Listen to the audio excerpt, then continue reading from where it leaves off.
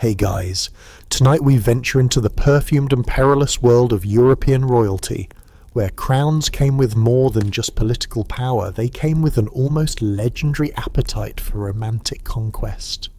You find yourself standing in the shadow of towering castle walls, listening to whispered secrets that have echoed through marble corridors for centuries. The air itself seems thick with intrigue, heavy with the scent of roses and scandal, as you prepare to meet some of history's most notorious princes whose personal lives made their political machinations seem almost tame by comparison.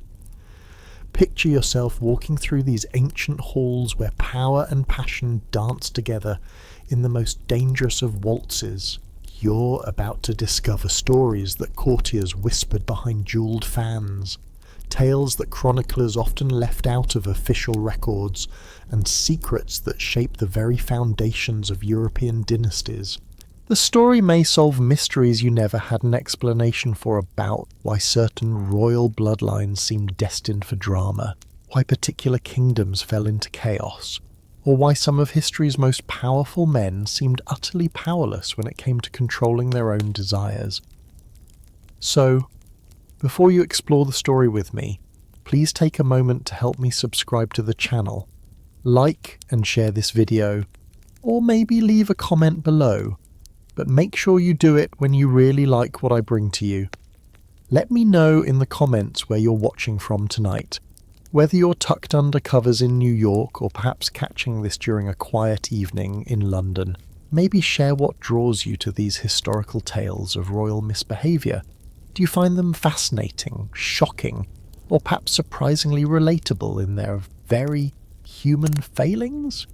Now, let's keep the lights as soft as possible. Turn on the fan for a gentle sound to help the story feel more emotional, and let's embark on tonight's journey together. You begin this exploration in an age where royal marriage was rarely about love and almost always about alliance, territory, or treaty.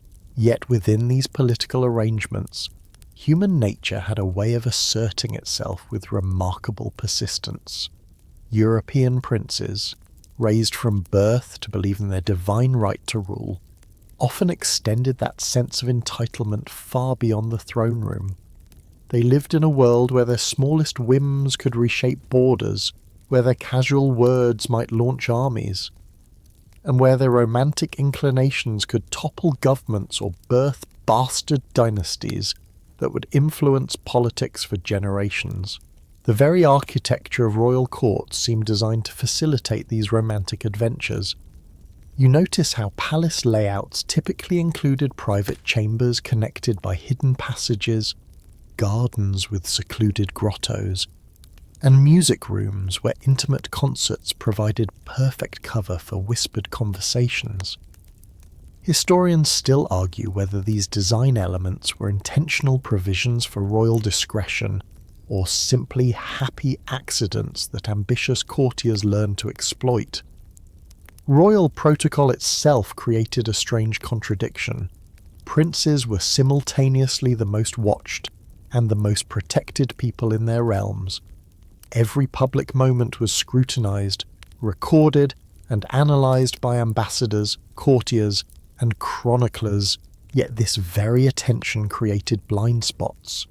The more elaborate the public ceremony, the more opportunities existed for private moments. A prince might spend 3 hours in a formal reception, shaking hands and exchanging pleasantries with hundreds of guests, only to slip away for a brief encounter that would prove far more historically significant than any of the official business conducted that evening. You witness how the Renaissance had fundamentally altered European attitudes toward pleasure and power, unlike their medieval predecessors, who often struggled with genuine religious conviction. Renaissance princes had absorbed humanist ideas about individual potential and personal fulfillment. They commissioned art celebrating human beauty, surrounded themselves with poetry praising earthly love, and lived in an intellectual climate that increasingly questioned whether traditional religious restrictions truly applied to those chosen by God to rule. This philosophical shift coincided with practical changes in royal lifestyle. Improved nutrition meant royalty lived longer, healthier lives with more energy for romantic pursuits. Better medical knowledge made certain indiscretions less immediately dangerous. Increased trade brought exotic luxuries, perfumes from the Orient, silks from distant kingdoms, and aphrodisiacs from New World expeditions that made seduction both easier and more elaborate. The political landscape itself encouraged romantic intrigue. In an era of constant warfare and shifting alliances, a prince's romantic connections could serve as informal diplomatic channels. A love affair might provide intelligence about enemy troop movements, or a well-placed bastard child could become a valuable hostage or negotiating tool.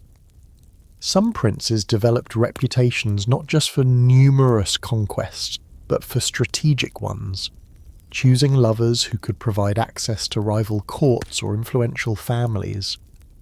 You observe how different kingdoms developed distinct cultures of royal romance. Italian city-states, with their tradition of Renaissance patronage, tended to blend artistic appreciation with sensual indulgence. French courts evolved elaborate codes of courtly behaviour that made romantic pursuit into a sophisticated game. German principalities, fragmented and competitive, saw romantic scandal as one more way to outshine rival territories. Each tradition would produce its own legendary figures, but all shared certain common threads: the intoxicating combination of unlimited power and insatiable appetite. The economics of royal romance created its own peculiar market dynamics. You discover how ambitious families would position their most attractive members strategically at court, hoping to catch a prince's eye and secure their family's fortune for generations. Professional courtesans developed sophisticated networks, sharing intelligence about royal preferences and coordinating their approaches like diplomatic corps. Jewelers, perfume makers, and fashion designers built entire industries around facilitating royal seduction, creating ever more elaborate tools for romantic conquest. Church officials found themselves caught in impossible positions, officially condemning behaviour they privately facilitated through discreet confession and strategic silence. Many princes maintained personal chaplains whose primary qualification wasn't theological knowledge, but rather their willingness to provide flexible interpretations of religious law when romantic complications arose. The Catholic Church's complex relationship with royal bastards, simultaneously condemning illegitimate birth while recognizing the political necessity of legitimizing certain children, created endless opportunities for theological creativity. Yet you also sense something darker lurking beneath these glittering surfaces. For every romantic adventure that ended in laughter and fond memory, another concluded in exile, execution, or war. The same power that made princes irresistibly attractive to potential lovers also made their affections incredibly dangerous to receive. A prince's attention could elevate a merchant's daughter to nobility overnight, or it could destroy an entire family when that attention inevitably moved elsewhere. The cultural impact of these royal romances extended far beyond palace walls. Popular ballads celebrated legendary royal lovers, creating mythologies that influenced common people's expectations about romance and power. Literary traditions developed around courtly love, establishing narrative patterns that would echo through European storytelling for centuries. Even architectural trends reflected royal romantic culture. The proliferation of private gardens, intimate chambers, and discreet meeting spaces in noble houses across Europe. As you prepare to meet these historical figures individually, you realize you're not just exploring stories of romantic excess. You're examining how unchecked power intersects with human desire, how political necessity conflicts with personal passion, and how the most private moments of public figures can reshape entire civilizations.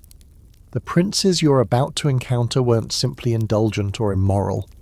They were complex individuals navigating an impossible contradictions between their roles as rulers and their lives as human beings. The stage is set. The players are waiting in the wings of history, and you're about to discover why their bedroom doors opened onto the chambers that would echo through European politics for centuries to come. You step into the opulent chambers of Tudor England, where the very walls seem to pulse with the dangerous rhythm of Henry VIII's insatiable appetites. The year is 1509, and you witness a young prince ascending to the throne with the kind of confidence that comes from never having been told no about anything that truly mattered to him. At 18, Henry possesses the kind of magnetic presence that makes courtiers step aside when he enters a room, not just from protocol, but from the sheer force of personality that radiates from his towering frame. The morning light streams through stained glass windows as you observe Henry in his private apartments, already displaying the restless energy that would define his reign. His hands, which would later sign death warrants with casual indifference, now trace the edges of love letters with surprising delicacy. You notice how he moves through his chambers like a predator comfortable in his territory, every gesture calculated to demonstrate the power he wields not just over kingdoms, but over human hearts and lives. Henry's transformation of English royal culture began almost immediately upon his coronation. Where his father Henry VII had maintained a relatively austere court, focused on financial stability and political consolidation, the young Henry VIII created something unprecedented, a royal household that functioned as both political centre and elaborate stage for romantic theatre. You watch as he establishes new court positions specifically designed to facilitate social interaction. More ladies in waiting, expanded musical programs, and elaborate seasonal celebrations that provided countless opportunities for the kind of intimate conversations that could reshape dynasties.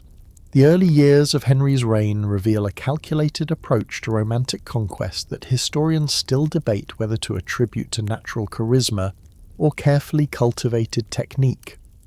You observe him during court dances, noting how he positions himself to catch the light most flatteringly, how his conversations blend royal authority with surprising vulnerability, and how he uses his genuine love of music and poetry to create moments of authentic emotional connection even within the artificial environment of court protocol.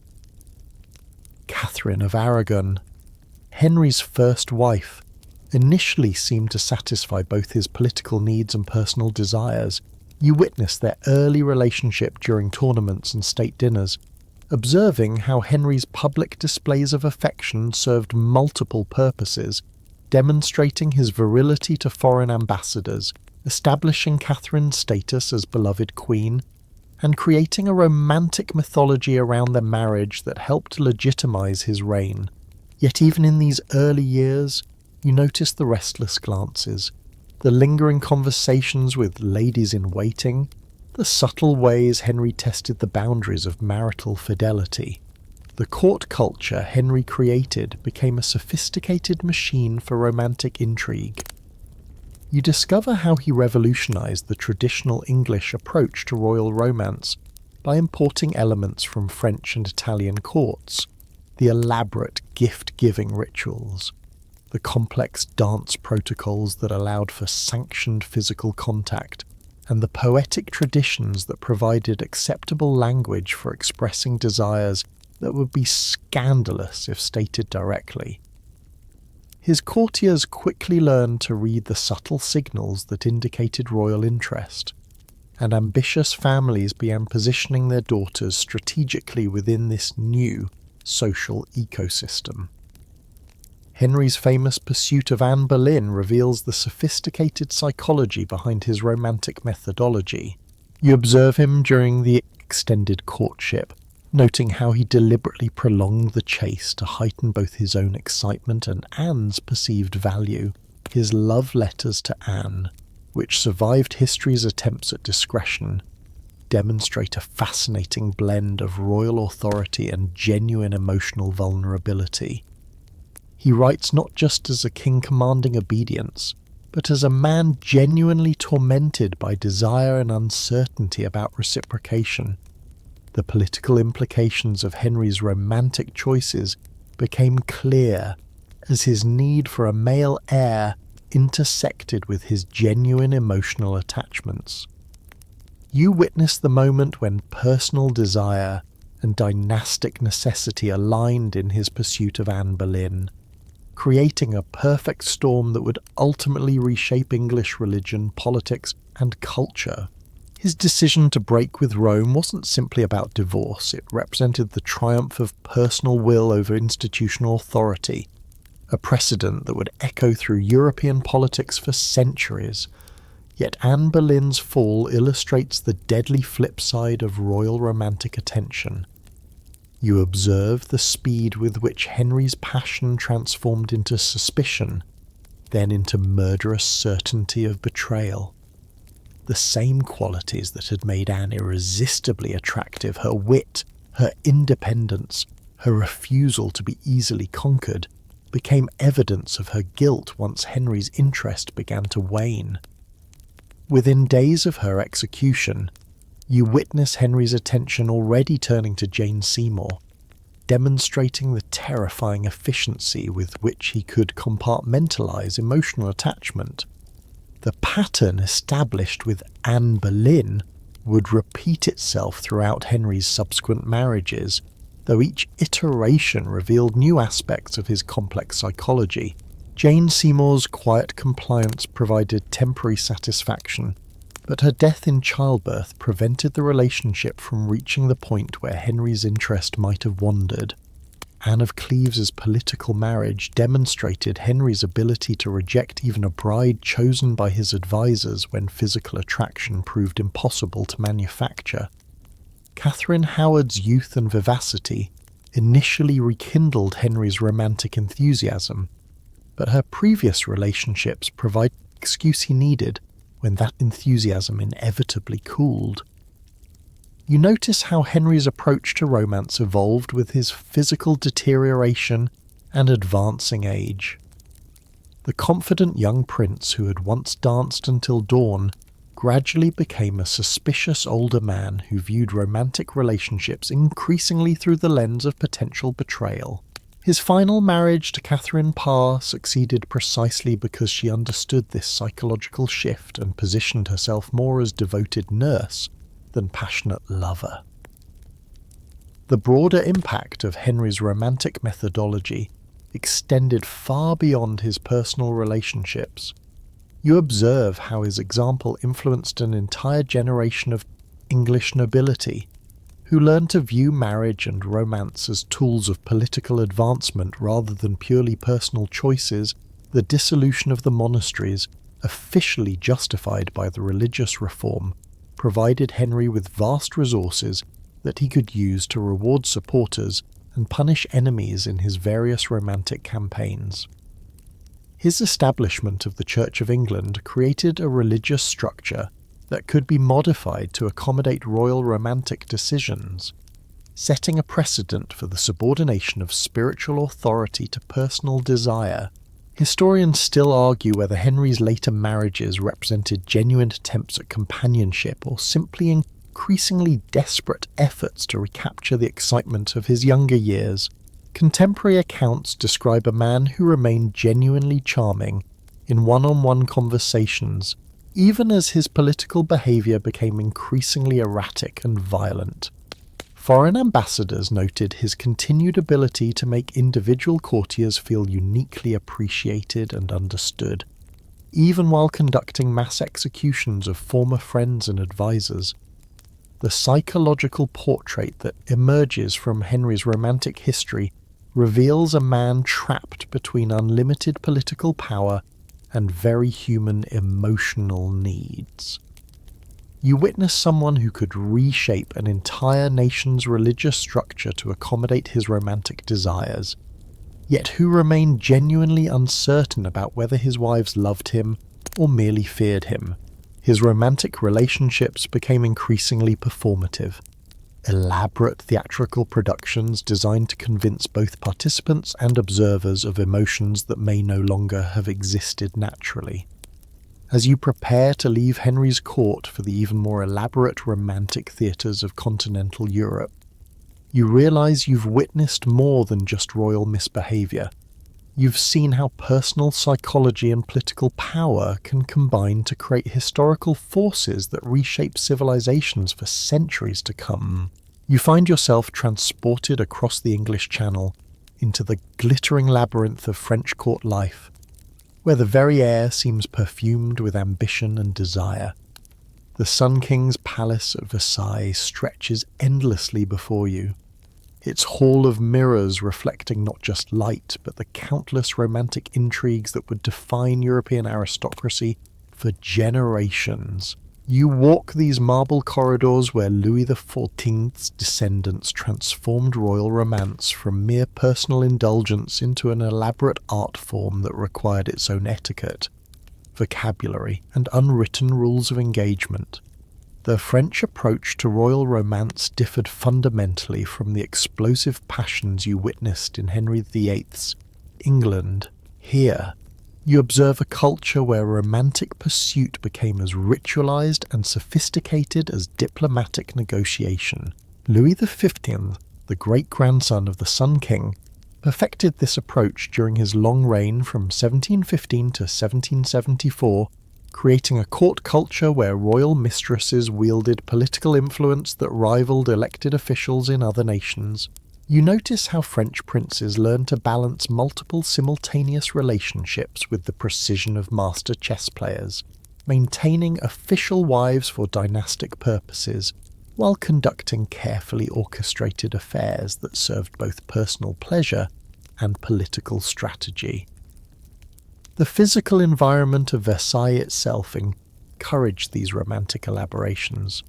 You discover secret passages connecting royal apartments to discreet chambers, where Madame de Pompadour held court as Louis XV's official mistress for nearly 20 years. These weren't crude hiding places for clandestine meetings, but rather elegantly appointed spaces where political decisions were made through intimate conversation. The famous Parc aux Sœurs, Louis XV's private establishment for housing his rotating selection of young mistresses, operated like a finishing school for royal pleasure, complete with educational programs designed to enhance the women's conversational skills and cultural sophistication. Madame de Pompadour's influence over Louis V demonstrates how French royal romance evolved beyond simple physical attraction into genuine intellectual partnership. You observe her during private audiences with foreign ambassadors, noting how she shaped French foreign policy through pillow talk and breakfast conversations. Her patronage of Enlightenment philosophers like Voltaire and Diderot meant that royal romantic relationships became conduits for revolutionary ideas about individual freedom, rational government, and social reform. Historians still argue whether the French Revolution's emphasis on personal liberty partly originated in aristocratic bedrooms where traditional hierarchies dissolved in moments of intimate equality. The economics of French royal romance created an entire shadow government of influential mistresses and their networks. You witness how Madame du Barry, Louis XV's final official mistress, used her position to dispense patronage, influence military appointments, and direct royal spending toward projects that enhanced her own power base. Her rivalry with the Dauphine Marie Antoinette created factional divisions within the court that would ultimately contribute to the monarchy's downfall, demonstrating how personal romantic choices could have devastating political consequences. French princes developed sophisticated techniques for managing multiple romantic relationships simultaneously, without triggering destructive jealousies.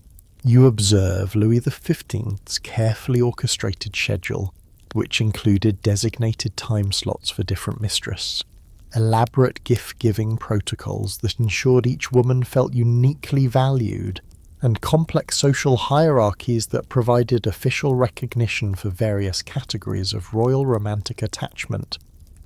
The position of maîtresse en titre became so institutionalized that it included its own salary, living quarters, and ceremonial privileges that were carefully calibrated to honor the mistress without threatening the Queen's official status. The intellectual climate of Enlightenment France encouraged royal mistresses to become genuine cultural forces rather than mere sexual companions.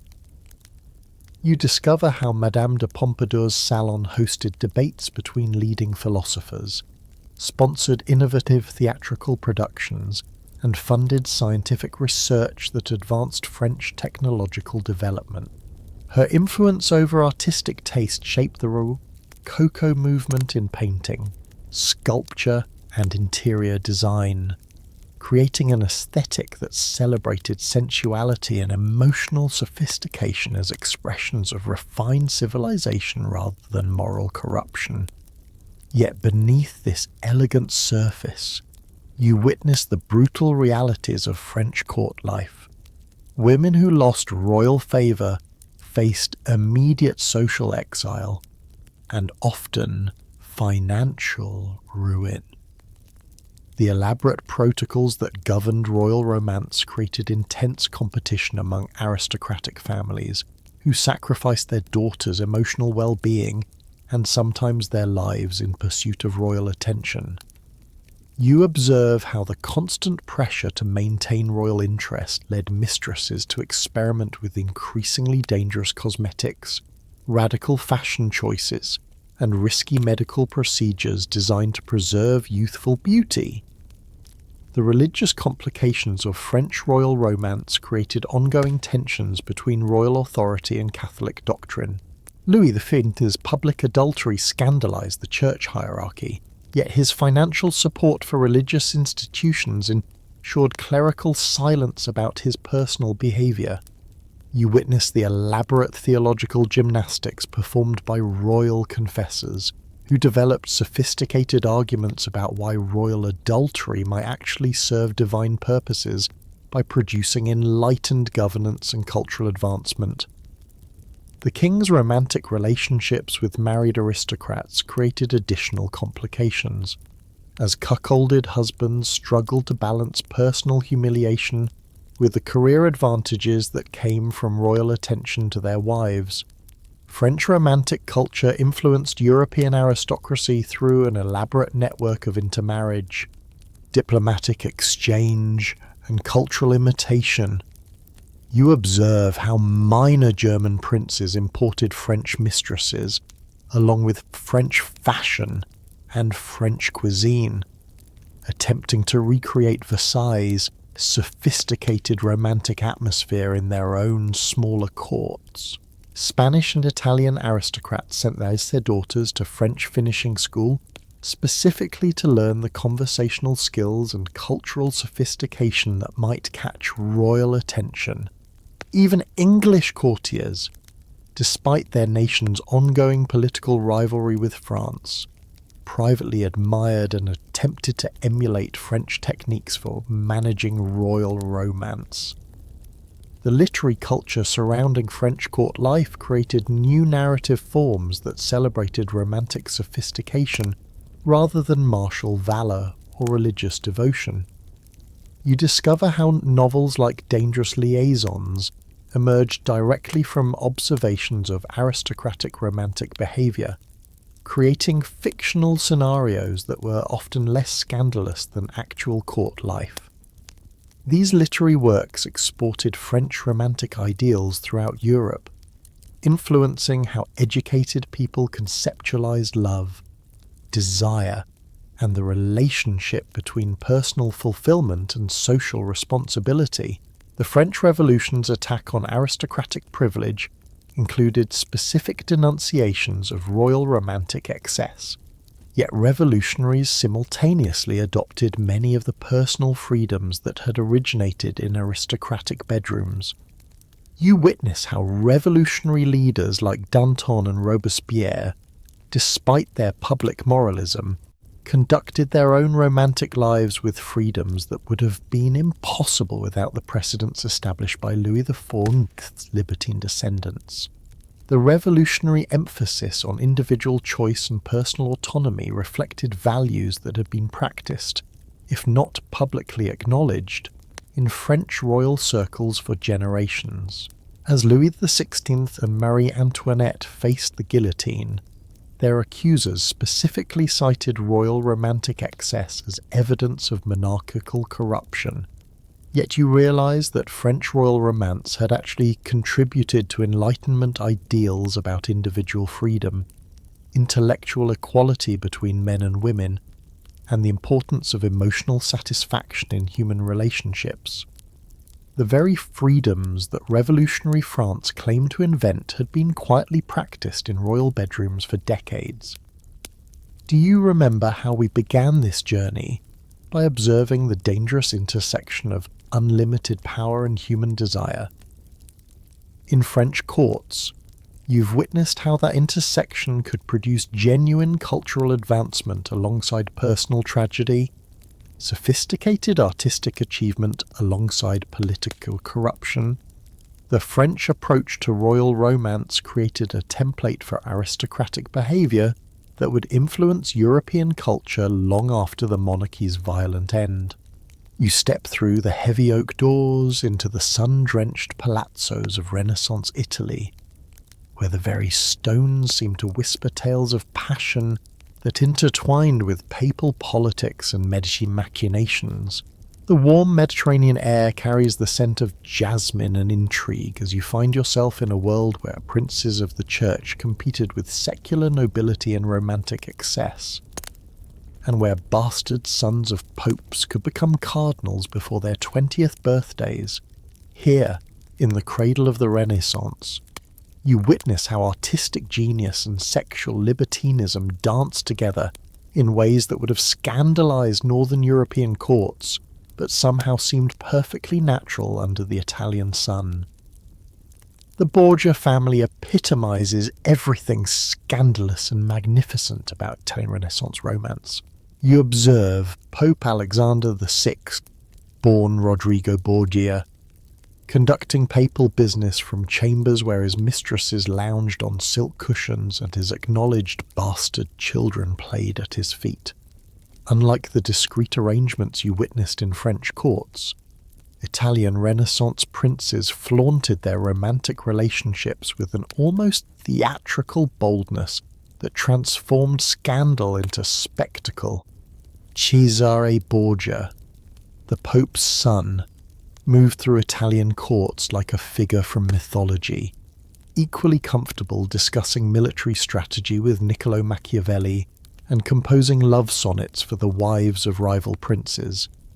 The Italian approach to princely romance reflected the peninsula's unique political fragmentation. You witness how city-states like Florence, Venice, and Naples competed not just militarily and economically, but romantically, seeking to attract the most beautiful courtesans, the most talented artists, and the most sophisticated lovers.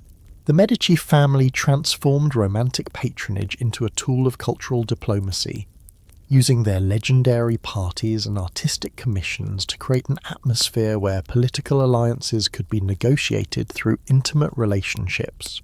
Lorenzo the Magnificent's grandsons inherited not just vast wealth and political influence, but access to a sophisticated network of lovers who provided intelligence, cultural prestige, and diplomatic connections throughout Italian society. The Vatican itself became an unlikely centre of romantic innovation during the Renaissance papacy. You discover how cardinals like Ippolito d'Este maintained households that functioned more like royal courts than religious institutions, complete with resident poets, musicians, and carefully selected companions who provided both intellectual stimulation and physical comfort. The College of Cardinals included numerous princes who had taken religious vows, primarily to access church wealth and political power, rather than from genuine spiritual calling, creating a unique environment where Catholic doctrine coexisted with openly secular lifestyles. Italian Renaissance princes developed particularly sophisticated approaches to managing the intersection of romantic desire and artistic patronage. You observe how Giuliano de' Medici's relationship with his mistress Fioretta Guerini influenced his support for Neoplatonic philosophers who developed elaborate theories about how physical beauty could inspire spiritual enlightenment. Their son, born outside marriage, but acknowledged and educated as befitted Medici status, later became a significant patron of Renaissance art in his own right, demonstrating how romantic relationships could produce cultural legacies that outlasted political dynasties. The unique religious environment of Renaissance Italy created fascinating theological complications around princely romance. You witness papal nephews like Cardinal Alessandro Farnese navigating between official celibacy and well-documented romantic relationships, often with the tacit approval of their papal uncles who understood that political alliances sometimes required personal sacrifices of church law. The Renaissance emphasis on classical learning provided convenient precedents.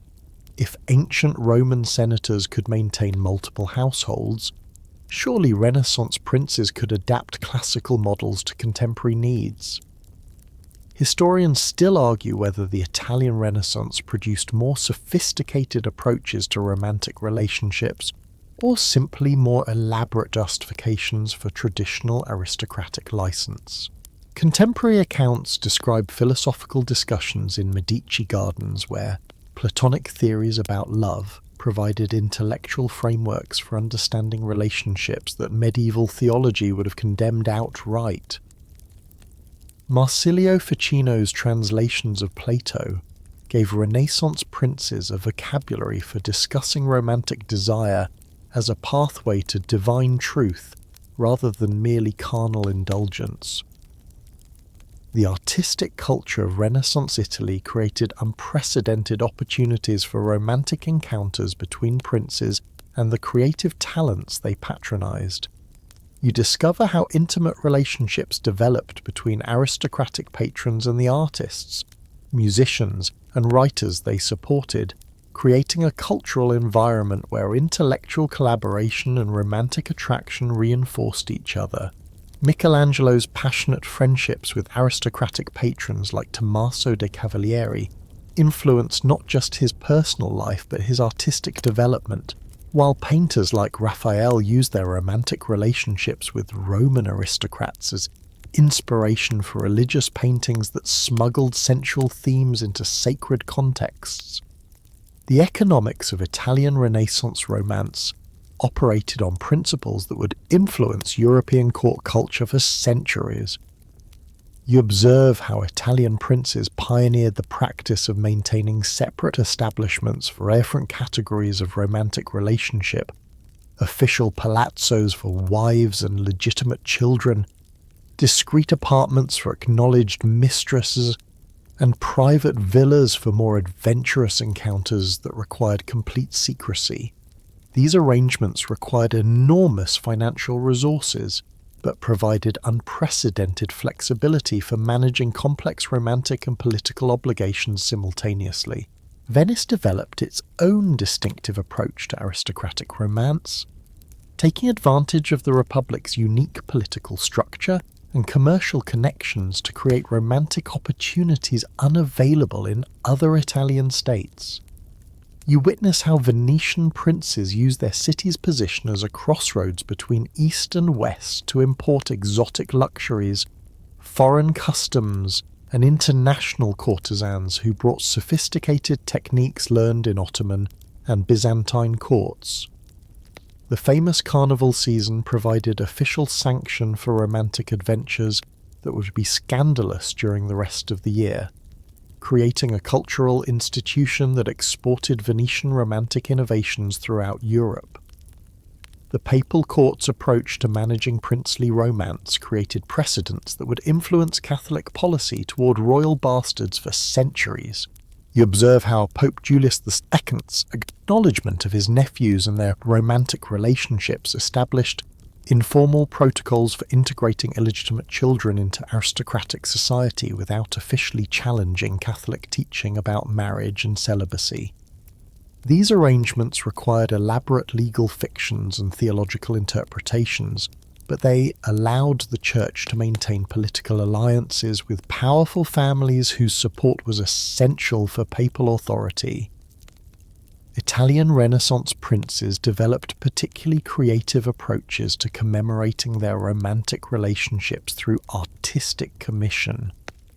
You discover how Francesco Gonzaga's love letters to Isabella d'Este inspired architectural projects that encoded private messages into public buildings, creating monuments to romantic attachment that could be admired by future generations without revealing embarrassing personal details. The famous Camera degli Sposi in Mantua's ducal palace presents official family portraits that include subtle visual references to romantic relationships that court insiders would recognize but outsiders would miss entirely. The influence of Italian Renaissance romantic culture spread throughout Europe through diplomatic marriage, artistic exchange, and cultural imitation. You witness how French princes imported Italian courtesans along with Italian painters and architects, attempting to recreate the sophisticated blend of intellectual and sensual pleasures they had experienced during diplomatic missions to Italian courts. German princes sent their sons to study in Italian universities partly to acquire the cultural sophistication that seemed essential for successful romantic relationships in international aristocratic circles. As you prepare to leave the warm marble halls of Italian palazzos for the cooler, more formal atmosphere of Spanish Habsburg courts, you realize you've witnessed something unprecedented in European history. A culture where romantic desire and intellectual achievement reinforced rather than contradicted each other, where bastard children could become cardinals and courtesans could influence papal policy, and where the celebration of human beauty served divine purposes that medieval theologians could never have imagined. The Italian Renaissance princes you've encountered transformed European attitudes toward the relationship between power, pleasure, and cultural achievement, creating precedents that would influence aristocratic behavior long after the Renaissance ended and the Counter-Reformation attempted to restore more traditional approaches to royal romance. You cross the Pyrenees into the austere yet paradoxical world of Spanish Habsburg courts, where the most Catholic monarchy in Europe harboured some of its most spectacular romantic scandals behind facades of religious devotion and imperial dignity. The morning sun filters through the narrow windows of the Alcazar Palace in Madrid as you witness a cultural contradiction that defined Spanish aristocracy for centuries. Princes who attended Mass daily, yet maintained romantic networks that would have impressed their Italian contemporaries. Here, beneath portraits of stern Habsburg ancestors and crucifixes of polished silver, you discover how Spanish princes perfected the art of compartmentalizing their spiritual obligations from their earthly desires. Philip VI, the champion of Catholic Counter-Reformation, presents the most fascinating study in Spanish royal contradictions. You observe him during private audiences in his austere study at El Escorial, surrounded by religious relics and architectural symbols of Catholic triumphalism. Yet you also witness his careful attention to court ladies whose beauty he appreciated with distinctly secular enthusiasm. His 4 marriages served obvious dynastic purposes, But contemporary court records reveal a man who found genuine emotional satisfaction in romantic relationships that existed parallel to his official matrimonial duties. Spanish court protocol developed elaborate mechanisms for facilitating these discreet encounters while maintaining the public appearance of absolute moral rectitude. The Spanish Inquisition's presence at court created unique challenges and opportunities for royal romantic adventures. You discover how the same religious institution that persecuted conversos and moriscos for suspected heresy proved remarkably flexible when investigating rumours about royal infidelity. Inquisition records, preserved in Spanish archives, reveal fascinating patterns of selective blindness regarding aristocratic romantic behaviour that would have triggered severe punishment if practiced by common citizens. The Inquisition's willingness to overlook royal romantic indiscretions in exchange for political support created a system where Spanish princes enjoyed greater practical freedom than their public image of Catholic devotion would suggest. The Spanish colonial empire provided unprecedented opportunities for romantic adventures that could be conducted far from European scrutiny. You witness how Spanish princes used administrative positions in the Americas as opportunities to establish relationships with indigenous nobility, creating complex networks of mestizo children who occupied ambiguous positions in colonial society. These overseas romantic encounters served multiple purposes. They provided personal satisfaction, created political alliances with local elites, and produced offspring who could serve as cultural intermediaries in Spain's expanding imperial system.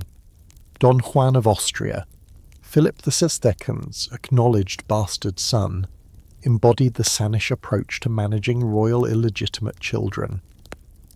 You observe how the Spanish court integrated bastard children into aristocratic society more successfully than most European monarchies, providing them with military commands, religious benefices, and marriage alliances that enhanced rather than threatened legitimate dynastic interests. Don Juan's romantic reputation became part of his political value. His legendary attractiveness to women throughout Europe provided Spain with informal diplomatic channels and intelligence networks that complemented official embassy operations. The Spanish Habsburg tendency toward intermarriage created unique romantic complications that influenced European genetics and politics for generations. You witness how Spanish princes often found themselves romantically attracted to their own cousins, creating relationships that satisfied both personal desire and dynastic necessity while gradually concentrating genetic traits that would ultimately weaken the Habsburg bloodline. Charles II, the last Spanish Habsburg king, suffered from physical deformities partly attributable to generations of inbreeding. Yet court records reveal that even he maintained romantic relationships with court ladies who found his royal status sufficiently attractive to overlook his personal limitations. The economic implications of Spanish royal romance differed significantly from patterns you observed in other European courts. Spanish colonial wealth provided resources for romantic gestures on an unprecedented scale.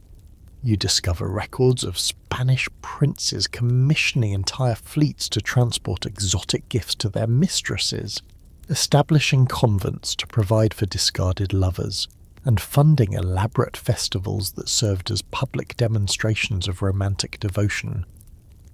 Yet this same colonial wealth created expectations for romantic display that became increasingly difficult to sustain as Spanish imperial power declined during the 17th century. Spanish court culture developed particularly sophisticated approaches to managing the intersection of Catholic devotion and romantic indulgence. You observe how Spanish princes patronized religious institutions that provided discreet confession for romantic sins, supported monasteries where former mistresses could retire with dignity, and commissioned religious art that celebrated divine love in ways that subtly referenced earthly romantic experiences. The Spanish artistic tradition of mystic religious painting often reflected techniques learned from portraying beautiful court ladies, creating a unique aesthetic that made spiritual devotion visually indistinguishable from romantic passion. The influence of Spanish Romantic culture extended throughout the Habsburg Empire's vast territories. You witness how Spanish viceroys in Italy, the Netherlands, and the Americas imported Spanish approaches to aristocratic romance, creating international networks of Habsburg romantic practices that influenced local aristocratic behavior from Milan to Manila. Spanish marriage alliances with other European royal families exported Spanish romantic customs to French, Austrian, and English courts, where Spanish-influenced approaches to royal mistress management and bastard child recognition became standard diplomatic practices. Historians still argue whether Spanish royal romance represented genuine emotional relationships or elaborate political theatre designed to demonstrate royal virility and cultural sophistication. Contemporary accounts describe Spanish princes who composed love poetry in multiple languages, maintained correspondence with former mistresses that continued for decades after romantic relationships ended, and genuinely grieved when beloved companions died or entered religious life. Yet these same sources reveal calculated approaches to romantic relationships that suggest Spanish princes understood love affairs as extensions of statecraft, rather than purely personal experiences. The Spanish colonial system created unique opportunities for romantic adventures that combined personal satisfaction with imperial expansion. You discover how Spanish conquistadors and colonial administrators, many of whom were younger sons of aristocratic families, used romantic relationships with indigenous women as mechanisms for establishing local political authority and creating mixed-race populations that served Spanish colonial interests. These relationships, while often exploitative, sometimes evolved into genuine partnerships that influenced colonial policy and created cultural syntheses that enriched both Spanish and American societies. The decline of Spanish power during the late 17th century coincided with increasingly desperate attempts to maintain the romantic culture that had symbolized Habsburg magnificence. You observe how Spanish princes continued commissioning elaborate romantic gestures and maintaining expensive mistresses, even as Spanish military power collapsed and colonial revenues declined.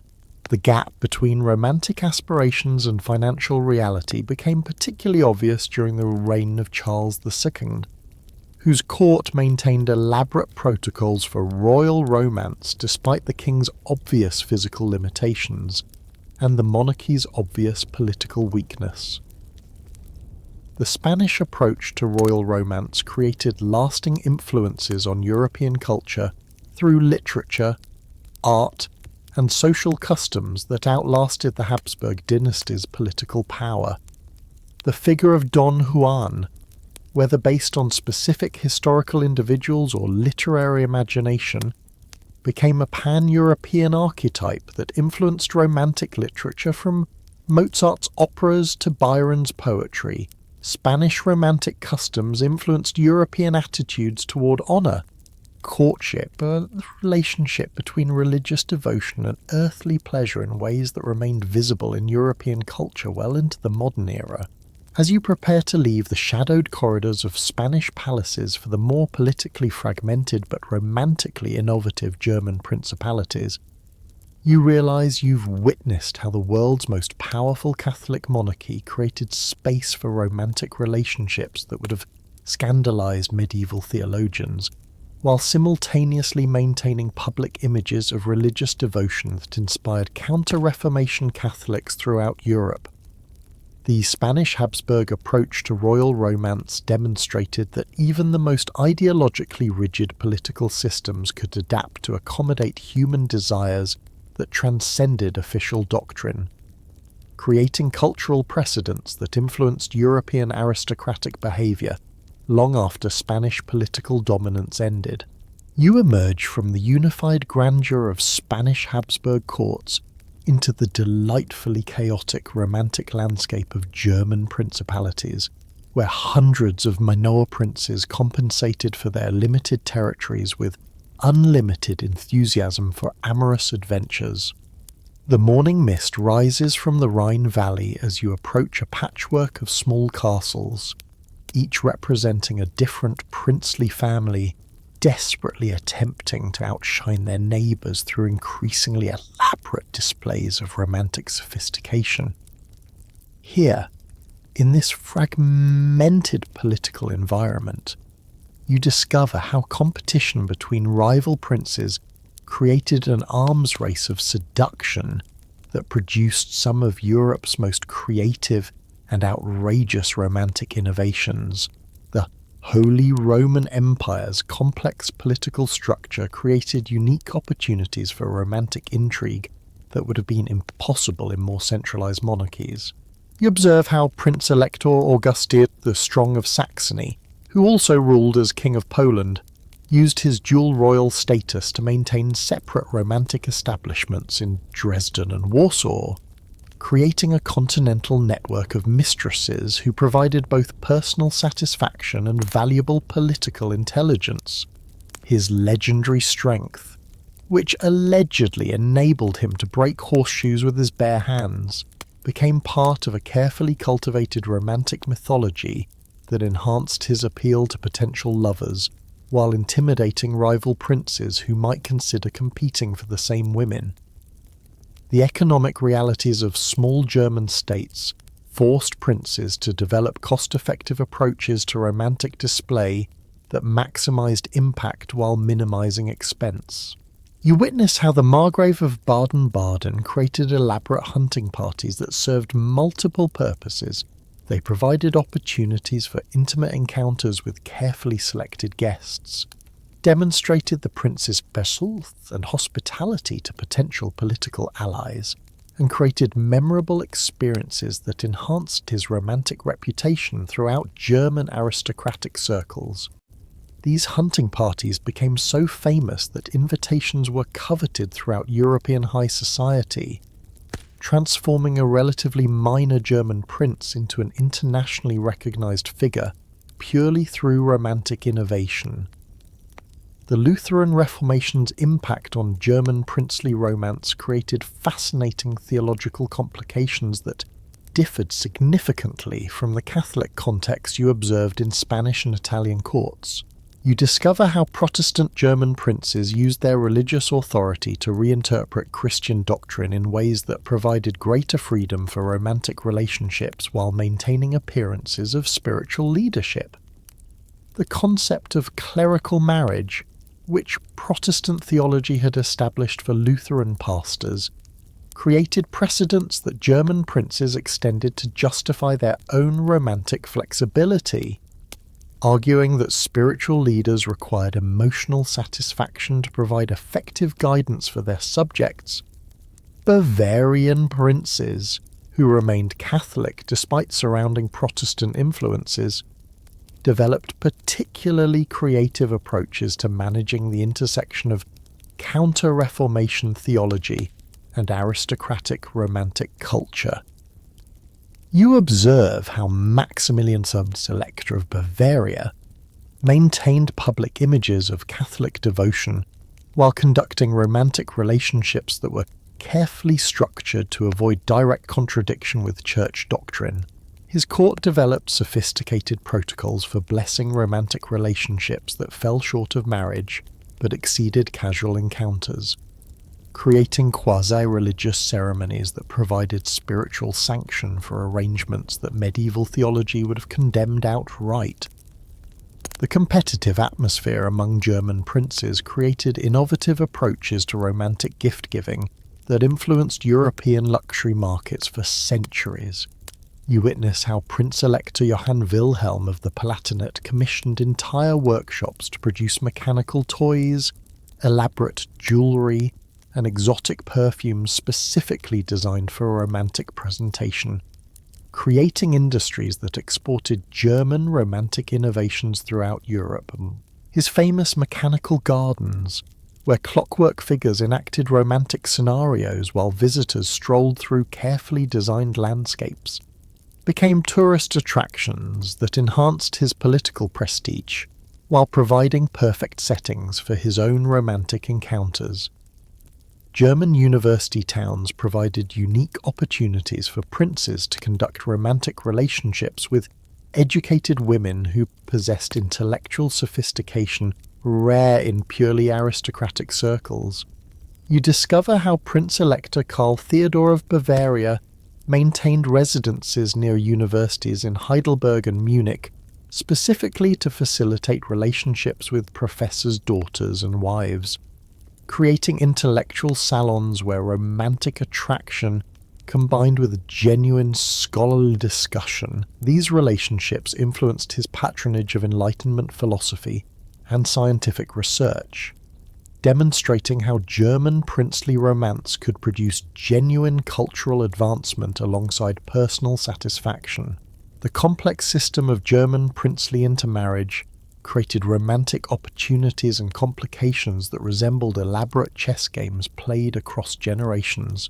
You observe how the House of Wittelsbach managed romantic relationships among dozens of cousins scattered across Bavarian, Palatine, and other German territories, creating networks where former lovers might become sisters-in-law and romantic rivals might discover they were competing for distant relatives. These family connections required sophisticated emotional intelligence and diplomatic skills that prepared German princes for the complex negotiations required in Holy Roman Empire politics. The seasonal nature of German court life, with its elaborate carnival celebrations and extended hunting seasons, created institutionalized opportunities for romantic adventures that were sanctioned by tradition even when they violated official moral codes. You witness how Prince-Elector Max Emanuel of Bavaria used Munich's carnival season to host elaborate masquerade balls where aristocratic guests could pursue romantic interests behind masks that provided official anonymity while everyone understood the real identities involved. These carnival relationships often evolved into long-term arrangements that influenced political alliances and cultural patronage throughout the following year. Historians still argue whether the fragmented nature of German political authority encouraged more genuine romantic relationships or simply created more opportunities for calculated political seduction. Contemporary accounts describe German princes who maintained correspondence with former lovers that continued for decades, suggesting emotional attachments that transcended immediate political advantage. Yet the same sources reveal systematic approaches to romantic conquest that treated love affairs as essential components of diplomatic strategy rather than purely personal experiences. The influence of French cultural models on German princely romance created fascinating hybrid traditions that combined Gallic sophistication with Germanic directness. You discover how Prince-Elector Frederick III of Brandenburg attempted to recreate Versailles' elaborate romantic protocols at his court in Berlin, importing French dancing masters, conversation teachers, and etiquette experts to train German courtiers in continental seduction techniques. Yet these French innovations were adapted to German sensibilities that valued emotional authenticity alongside social sophistication, creating romantic cultures that were more genuinely intimate than their French models. The economic competition between German states extended to romantic display, with princes attempting to attract the most beautiful and sophisticated mistresses as demonstrations of their territory's prosperity and cultural refinement. You observe how Prince-Elector Johann Georg III of Saxony established Dresden as a centre for luxury crafts specifically to supply his own romantic requirements while creating exportable products that enhanced Saxony's international reputation. His porcelain workshops, silk manufactories, and jewellery ateliers served his personal romantic needs while generating revenue that funded further romantic innovations. The tradition of German student duelling, which originated in university towns but spread to aristocratic circles, created unique dynamics in princely romantic relationships. You witness how German princes used formalized combat to resolve romantic disputes, creating ceremonial confrontations that satisfied honor requirements while minimizing actual physical danger. These dueling protocols influenced German approaches to romantic rivalry throughout aristocratic society, establishing traditions that persisted into the modern era. The scientific revolution's impact on German courts created new opportunities for princes to impress potential lovers with technological innovations and philosophical sophistication.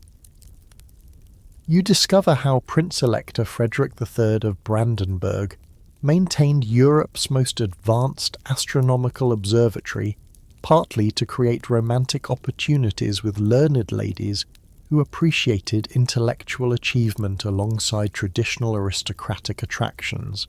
His scientific patronage attracted international scholars whose presence enhanced his court's cultural prestige while providing additional romantic possibilities. As you prepare to leave the charming complexity of German principalities for the vast, snow-covered expanses of Russian imperial courts, do you remember how we began by observing the relationship between limited political power and unlimited romantic ambition? In German territories, you've witnessed how political fragmentation created opportunities for romantic innovation that would have been impossible in more centralized monarchies, producing cultural achievements that enriched European civilization while satisfying very human desires for connection and recognition. You journey eastward through endless forests of birch and pine until the golden domes of St. Petersburg rise like a mirage from the frozen marshlands, welcoming you into a world where Russian imperial grandeur collides with passions as vast and untamed as the Siberian steppes. The wind carries whispers of scandal across the Neva River as you approach the Winter Palace, where Romanov princes transformed European romantic conventions into something uniquely Russian, more intense, more dangerous, and infinitely more dramatic than anything you've encountered in Western European courts. Peter the Great had established the template for Russian imperial romance when he abandoned his first wife for a Lithuanian peasant girl who became Empress Catherine I, demonstrating that Russian princes would never be constrained by the careful social hierarchies that governed romantic relationships in other European monarchies.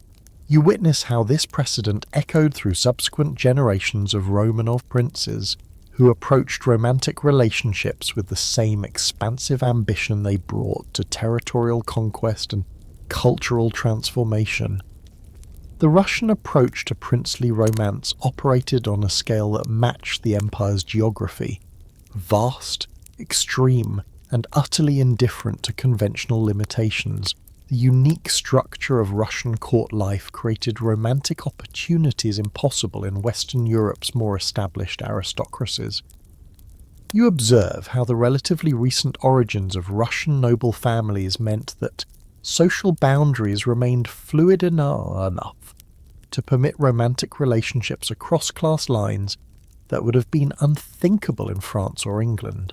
Prince Grigory Potemkin's rise from minor provincial nobility to becoming Catherine II's most influential lover and political partner illustrates how Russian imperial romance could serve as a vehicle for genuine social mobility alongside personal satisfaction.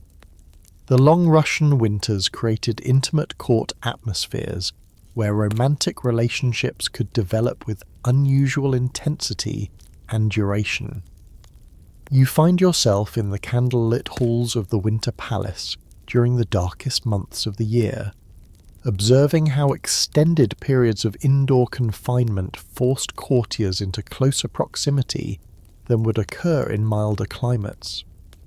These winter court seasons became legendary throughout Europe for producing romantic liaisons that combined genuine emotional attachment with political significance, as princes and courtiers had months to develop relationships that might remain superficial during briefer social seasons elsewhere. Catherine the Great herself embodied the Russian approach to imperial romance, conducting relationships with a series of lovers who served simultaneously as personal companions, political advisors, and military commanders. You witness her during private audiences with favourites like Grigory Orlov and Stanisław Poniatowski, observing how she integrated romantic satisfaction with state business in ways that scandalised foreign diplomats but proved remarkably effective for Russian governance. Her ability to maintain friendly relationships with former lovers while promoting them to important government positions created a unique system where romantic history became diplomatic credential. The Russian Orthodox Church's relationship to imperial romance differed significantly from Catholic and Protestant approaches you observed in Western Europe. You discover how Orthodox theology's emphasis on Caesaropapism, the doctrine that emperors served as God's representatives on earth, provided Russian princes with religious justifications for romantic relationships that Western Christian doctrine would condemn. Orthodox priests developed flexible interpretations of marriage law that allowed Russian royalty to navigate complex romantic situations while maintaining official religious approval. The vast distances of the Russian Empire created opportunities for romantic adventures that could be conducted in relative isolation from court scrutiny. You observe how Russian princes established hunting lodges, country estates, and administrative posts in remote provinces specifically to facilitate romantic relationships that required complete discretion.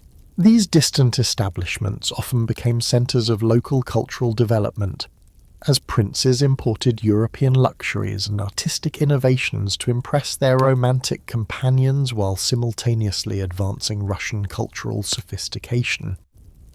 Russian military culture's emphasis on personal bravery and emotional intensity influenced princely approaches to romantic relationships in ways that differed markedly from more diplomatically oriented European courts. You witness how Russian princes treated romantic conquest as another form of military campaign, approaching potential lovers with the same combination of strategic planning and reckless courage they displayed in battlefield situations. This military approach to romance produced relationships that were often more passionate and more volatile than the carefully managed affairs common in Western European aristocratic circles. The Russian tradition of patronizing serf theatres created unique opportunity for romantic relationships between princes and performers who combined artistic talent with remarkable beauty. You discover how Prince Nikolai Sheremetev's famous romance with serf actress Praskovia Zhemchugova demonstrated Russian willingness to transcend social barriers that remained absolute in other European societies. Their eventual marriage, though initially conducted in secret, became a celebrated example of how genuine romantic attachment could overcome even the most extreme social distinctions in Russian society. The influence of French cultural models on Russian court life created fascinating tensions between imported sophistication and native Russian emotional directness. You observe how Russian princes attempted to adopt French romantic protocols while maintaining distinctively Russian approaches to emotional expression that valued sincere feeling over social polish. This cultural hybridization produced romantic relationships that combined French elegance with Russian intensity, creating a unique aristocratic culture that influenced European romantic ideals throughout the 19th century. Russian imperial expansion into Central Asia and Siberia provided opportunities for romantic adventures that combined personal desire with imperial policy. You witness how Russian princes used administrative and military positions in newly conquered territories to establish relationships with local nobility, creating networks of romantic and political alliance that facilitated Russian cultural dominance while satisfying personal romantic ambitions. These relationships often produced children who served as cultural intermediaries between Russian and indigenous societies. The economic resources available to Russian imperial princes enabled romantic gestures on scales that impressed even experienced European courtiers. You discover records of Russian princes commissioning entire ballets, building palaces, and funding military expeditions specifically as romantic gifts, demonstrating how Russian imperial wealth could transform personal romantic expression into major cultural and political events. Prince Grigory Potemkin's famous construction of artificial villages to impress Catherine II during her Crimean journey illustrates how Russian romantic culture operated on geographical and architectural scales unknown in Western Europe. Historians still argue whether Russian imperial romance represented genuine emotional relationships or elaborate performances designed to maintain political influence in a system where personal favour determined career success. Contemporary accounts describe Russian princes who maintained passionate correspondence with lovers across vast distances, suggesting emotional attachments that transcended immediate political calculations. Yet the same sources reveal systematic approaches to romantic relationships that treated love affairs as essential components of court politics, rather than purely personal experiences. The Russian approach to managing romantic relationships between princes and married aristocrats created diplomatic complications that influenced international relations throughout the 18th and 19th centuries. You observe how affairs between Russian princes and foreign ambassadors' wives provided informal channels for diplomatic communication, while creating potential security risks that required careful management. These romantic diplomatic relationships sometimes proved more effective than official negotiations in resolving international disputes. The tradition of Russian patronage for European artists and intellectuals created opportunities for romantic relationships that influenced cultural development throughout the continent. You witness how Russian princes' relationships with imported European talent led to artistic collaborations that enriched Russian culture while providing foreign artists with financial security and creative freedom unavailable in their home countries. These romantic artistic partnerships often produced children who inherited both aristocratic privilege and exceptional creative talent. The seasonal migration between St. Petersburg and Moscow created dual court systems that provided Russian princes with opportunities for maintaining separate romantic establishments in each city.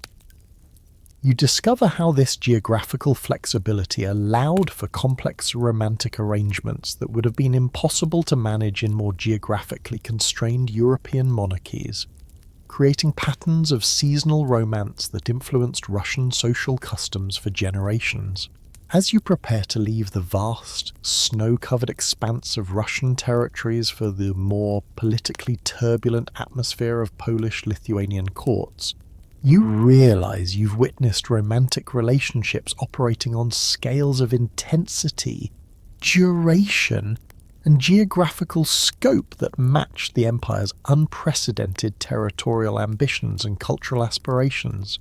You travel westward from the organized grandeur of Russian imperial courts into the magnificent chaos of Polish-Lithuanian territories, where political instability paradoxically created unprecedented opportunities for aristocratic romantic freedom. The autumn wind carries the sound of distant battles and passionate arguments as you approach the elaborate palaces of Warsaw and Krakow. Entering a world where the elective monarchy system meant that romantic relationships could literally determine who would wear the crown. Here, in this vast commonwealth stretching from the Baltic to the Black Sea, you discover how political uncertainty liberated Polish-Lithuanian princes from many of the romantic constraints that bound their counterparts in more stable European monarchies. The unique structure of Polish-Lithuanian governance, where nobles elected their kings and maintained extensive personal freedoms, created a romantic culture unlike anything you've encountered in your European journey. You observe how Polish magnates like the Radziwiłł, Sapieha, and Czartoryski families operated their vast estates as independent kingdoms, maintaining court cultures that rivaled royal establishments while enjoying complete freedom to conduct romantic relationships according to personal preference rather than diplomatic necessity. The absence of absolute monarchy meant that Polish-Lithuanian princes could pursue genuine romantic attachments without constantly calculating political implications. The cultural intersection of Catholic, Orthodox, and Protestant traditions within the Commonwealth created fascinating theological flexibility regarding aristocratic romantic behaviour. You witness how Polish princes navigated between different religious authorities to find approval for romantic arrangements that might be condemned by one confession, but tolerated by another. The famous conversion of Prince Janusz Radziwiłł from Catholicism to Calvinism was motivated partly by Protestant theology's more flexible approach to aristocratic marriage and romantic relationships, demonstrating how religious choice could serve romantic strategy in this religiously diverse political environment. The tradition of Polish noble democracy, with its emphasis on individual freedom and resistance to centralized authority, extended naturally to romantic relationships that operated with minimal interference from governmental or religious institutions. You discover how Polish Sejms, parliamentary assemblies, specifically protected aristocratic rights to conduct romantic relationships free from royal oversight, creating legal frameworks that guaranteed romantic privacy for noble families while maintaining public order. This legal tradition influenced European concepts of individual romantic freedom that would eventually contribute to modern ideas about personal liberty and emotional autonomy. The seasonal nature of Polish political life, with its elaborate electoral campaigns and extended parliamentary sessions, created institutionalized opportunities for romantic encounters between princes and nobles from across the vast Commonwealth territories. You observe how election Sejms became legendary for producing romantic liaisons alongside political alliances, as aristocratic families gathered from Lithuania, Ukraine, Prussia, and Greater Poland to participate in political processes that required months of negotiation, creating extended social seasons that facilitated romantic relationships impossible during normal provincial isolation. The Polish-Lithuanian military tradition of hussar cavalry, with its emphasis on individual heroism and spectacular display, influenced aristocratic approaches to romantic conquest that treated love affairs as another form of martial achievement. You witness how Polish princes developed romantic reputations that enhanced their military credibility, creating cultural connections between battlefield courage and romantic success that differed significantly from the more diplomatically oriented romantic cultures you observed in Western European courts. The famous winged hussar armour became symbols of romantic as well as military prowess throughout European aristocratic circles. The economic resources available to great Polish magnates enabled romantic gestures that impressed even experienced European courtiers accustomed to royal display. You discover how Prince Michał Kazimierz Radziwiłł's romantic relationship with Françoise de la Fontaine resulted in the construction of an entire theatrical complex at Nischwierz, complete with resident French performers and elaborate mechanical stage effects designed to create romantic environments that rivaled anything available at Versailles. These private theatrical establishments became centres of cultural development that influenced European dramatic traditions, while serving very personal romantic purposes. The tradition of Polish noble travel, with extended educational journeys to Western European courts and Italian universities, created international romantic networks that provided Polish princes with sophisticated approaches to aristocratic seduction learned from the best European practitioners. You observe how returning Polish travellers imported French conversational techniques, Italian artistic sensibilities, and German musical traditions, creating hybrid romantic cultures that combined continental sophistication with distinctively Polish emotional directness and hospitality. Historians still argue whether the political instability of Polish-Lithuanian territories encouraged more genuine romantic relationships or simply created more opportunities for calculating aristocratic families to use romantic connections for political advancement. Contemporary accounts describe Polish princes who maintained passionate correspondence with lovers across vast geographical distances and multiple political crises, suggesting emotional attachments that transcended immediate strategic considerations. Yet the same sources reveal systematic approaches to romantic relationships that treated love affairs as essential components of political survival in an unstable governmental system. The influence of Ukrainian Cossack culture on Polish-Lithuanian aristocratic behaviour introduced elements of romantic adventure that differed significantly from the more formal court traditions common in Western Europe. You witness how Polish princes adopted Cossack traditions of romantic raiding, elaborate expeditions designed to impress potential lovers through displays of courage, generosity, and exotic cultural knowledge acquired through travel and military service. These romantic adventures often combine genuine emotional expression with practical political benefits, as successful romantic relationships provided access to Cossack military support and intelligence networks. The complex system of Polish noble privileges, which included extensive rights to conduct private warfare and maintain independent diplomatic relations, extended to romantic relationships that could have international political implications without requiring royal approval.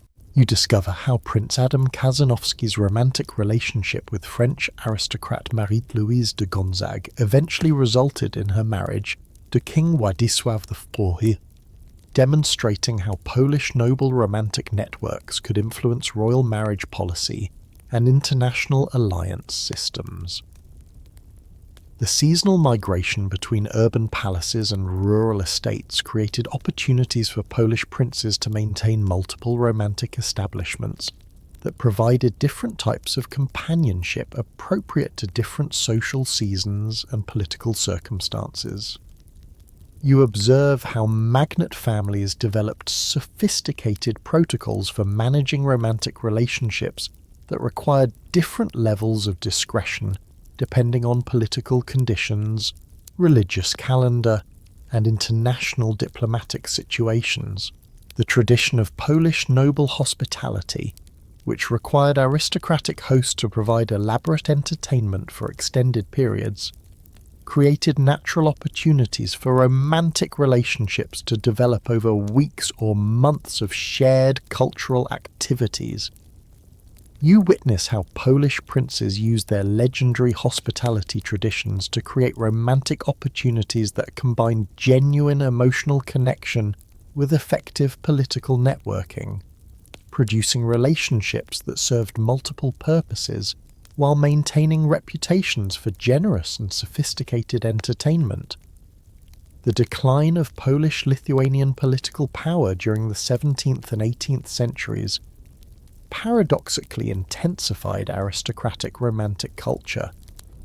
as nobles compensated for lost political influence through increasingly elaborate displays of personal sophistication and romantic achievement. You discover how Polish princes maintained expensive romantic establishments and conducted elaborate love affairs, even as their political authority diminished, creating a distinctive culture that valued personal relationships over institutional power. The influence of Polish romantic culture on European aristocratic behaviour extended throughout Central and Eastern European courts through intermarriage, diplomatic exchange, and cultural imitation that exported Polish approaches to aristocratic romantic freedom to societies with more restrictive political traditions. Polish concepts of noble romantic privilege influenced Russian imperial court culture, Austrian aristocratic behaviour, and German princely romantic practices in ways that persisted long after Polish political independence ended. As you prepare to leave the politically tumultuous but romantically liberated atmosphere of Polish-Lithuanian territories for the more traditional monarchical environment of Scandinavian kingdoms, you realize you've witnessed how political instability and noble democracy could create unprecedented opportunities for aristocratic romantic freedom that influenced European concepts of personal liberty and emotional autonomy for generations. You journey northward through ancient pine forests and across crystalline fjords to reach the stark beauty of Scandinavian kingdoms, where Viking heritage collides with Christian morality in royal bedchambers that echo with both Lutheran hymns and pagan whispers. The northern lights dance across winter skies as you enter courts where Danish, Swedish, and Norwegian princes navigated between Protestant propriety and ancestral appetites that their longship-sailing forebears would have recognized immediately.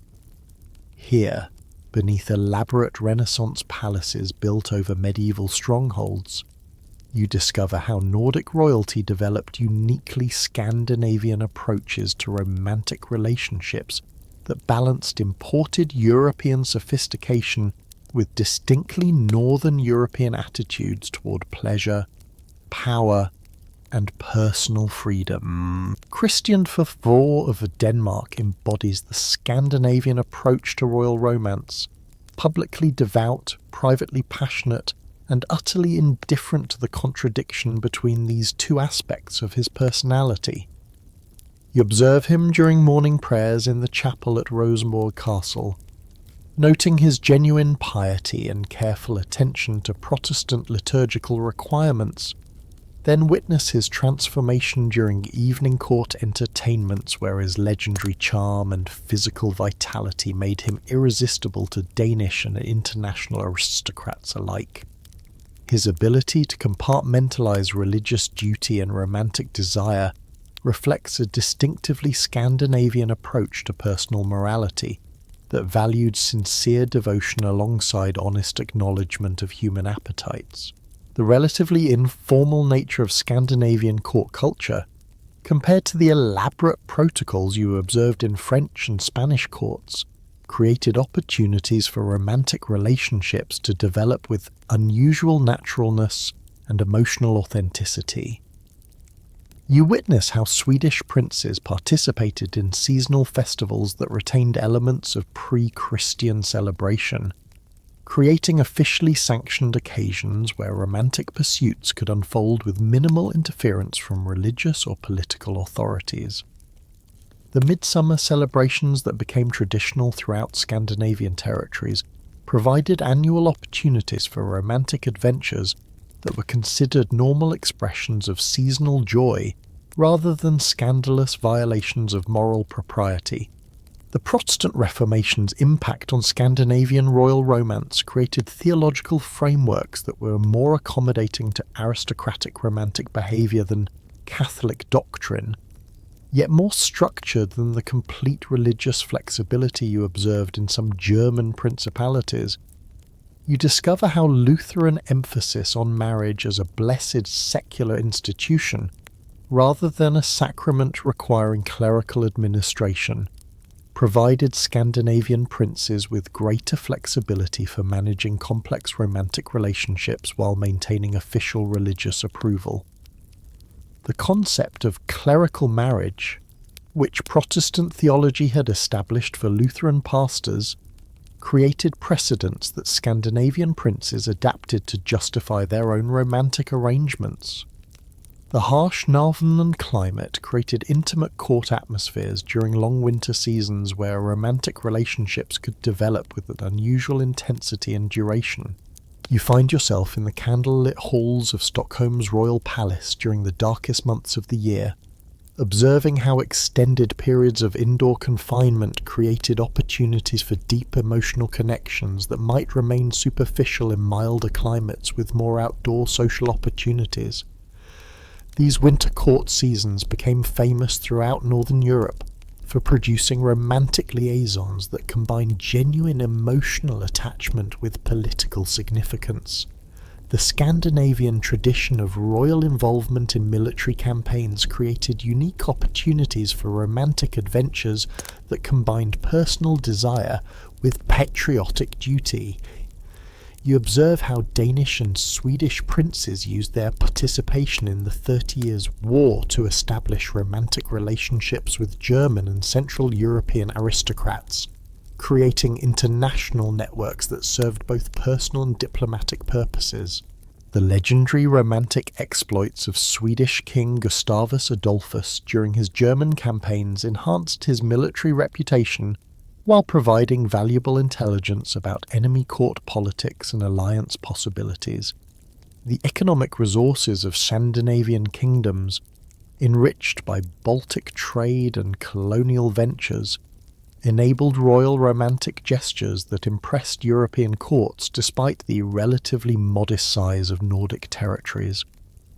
You witness how Christian IV's romantic relationship with Kirsten Munk resulted in architectural projects that transformed Danish palace design, introducing Renaissance Italian elements specifically chosen to create romantic environments that rivaled anything available in larger European monarchies. The famous gardens at Frederiksborg Castle were designed partly as settings for royal romantic encounters, creating landscapes that influenced Scandinavian garden design for centuries. The relative social mobility available in Scandinavian societies, where merchant families could achieve noble status through successful trade or military service, created opportunities for romantic relationships across class boundaries that would have been impossible in more rigid European aristocratic systems. You discover how Norwegian and Danish princes established romantic relationships with daughters of wealthy merchants and successful military officers, creating marriages and alliances that strengthened royal authority while satisfying genuine romantic attractions. These relationships often proved more emotionally satisfying and politically beneficial than purely dynastic marriages with foreign princesses. The influence of German cultural models on Scandinavian court life created interesting tensions between imported courtly sophistication and native Nordic approaches to emotional expression that valued directness over diplomatic subtlety. You observe how Scandinavian princes attempted to adopt German romantic protocols while maintaining distinctively Nordic attitudes toward emotional honesty and personal authenticity. This cultural hybridization produced romantic relationships that combined continental elegance with Scandinavian sincerity, creating court cultures that were more emotionally genuine than their continental models. The tradition of Scandinavian noble participation in international military service, particularly in German and Polish armies, exposed Nordic princes to diverse European romantic cultures that they adapted to local conditions upon returning home. You witness how returning Scandinavian veterans imported Dutch approaches to urban sophistication, Polish traditions of romantic hospitality, and Russian techniques for managing long-distance romantic relationships, creating hybrid romantic cultures that enriched Scandinavian court life while maintaining distinctive Nordic characteristics. Historians still argue whether Scandinavian royal romance represented a more honest acknowledgement of human appetites or simply reflected the practical necessities of managing small kingdoms that required flexible approaches to diplomatic marriage and international alliance. Contemporary accounts describe Scandinavian princes who maintained romantic relationships characterized by unusual longevity and emotional stability, suggesting that Nordic approaches to aristocratic romance produced more satisfying personal relationships than the more politically calculated approaches common in larger European monarchies. The influence of maritime culture on Scandinavian aristocratic behaviour introduced elements of romantic adventure that reflected the region's Viking heritage and continuing naval traditions. You discover how Scandinavian princes used naval expeditions and trading voyages to establish romantic relationships with foreign aristocrats, creating international networks that served both commercial and diplomatic purposes while satisfying personal romantic ambitions. These maritime romantic adventures often produced children who served as cultural intermediaries between Scandinavian and foreign societies. The seasonal nature of Scandinavian agriculture, with its intense summer farming seasons followed by extended winter leisure periods, created natural rhythms for romantic relationships that differed significantly from the more constant social calendars common in southern European courts.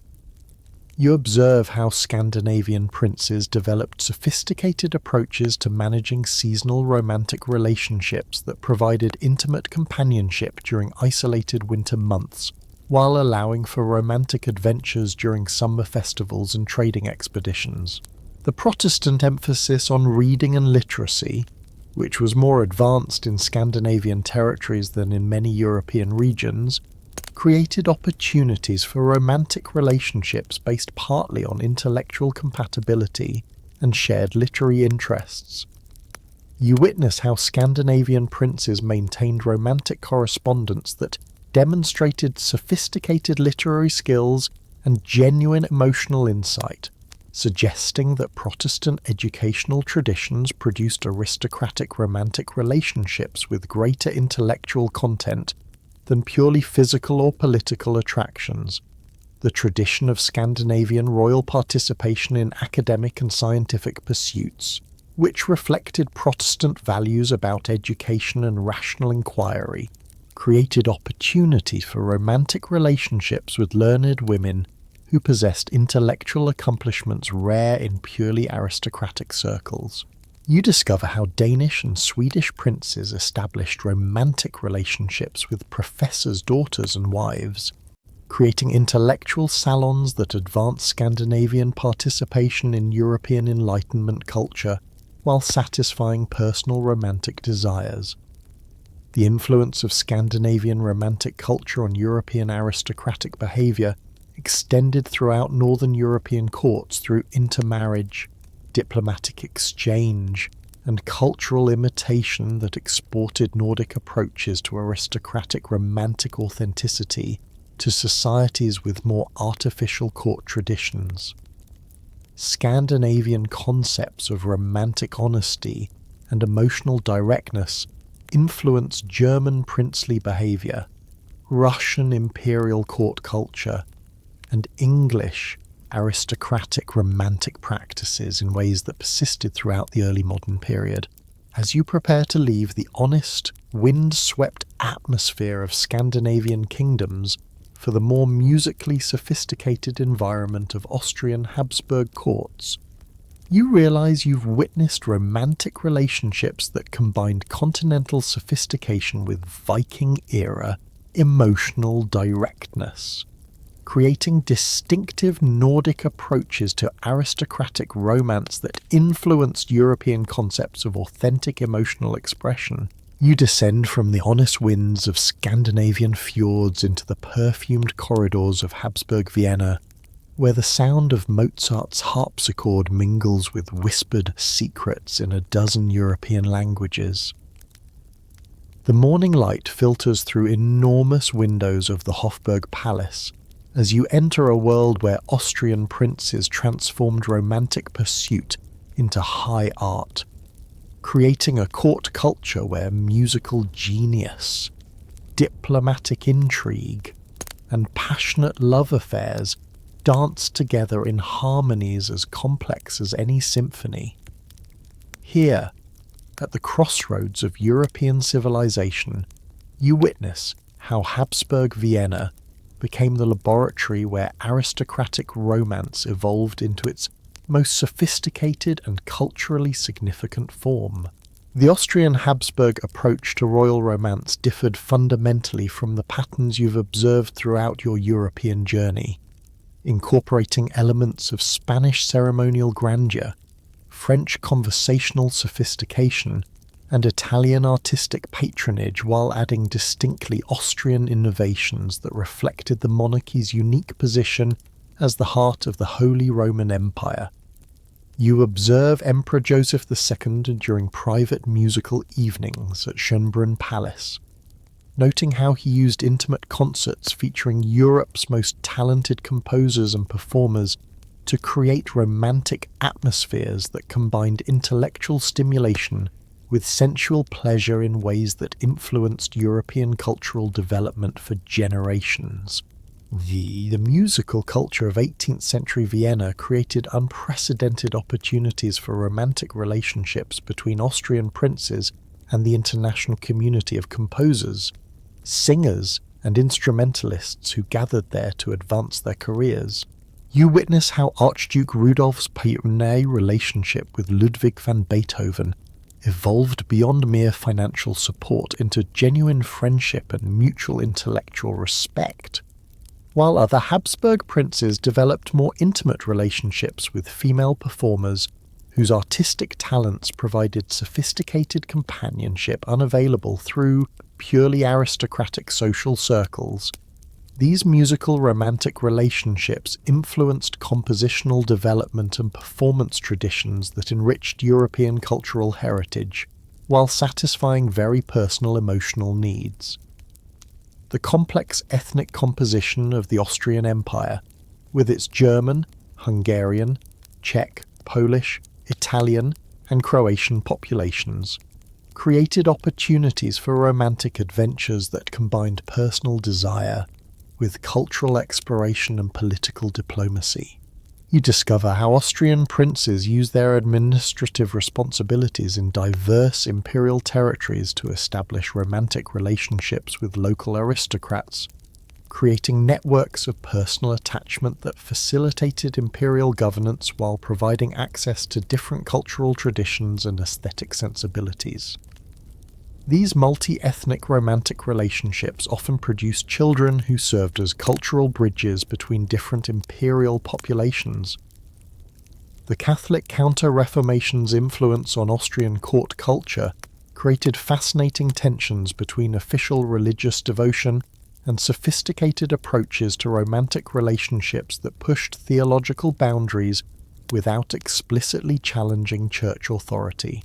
You observe how Austrian princes developed elaborate protocols for confessing romantic sins that maintained technical compliance with Catholic doctrine while preserving practical freedom for emotional and physical relationships that enhanced rather than threatened their spiritual development.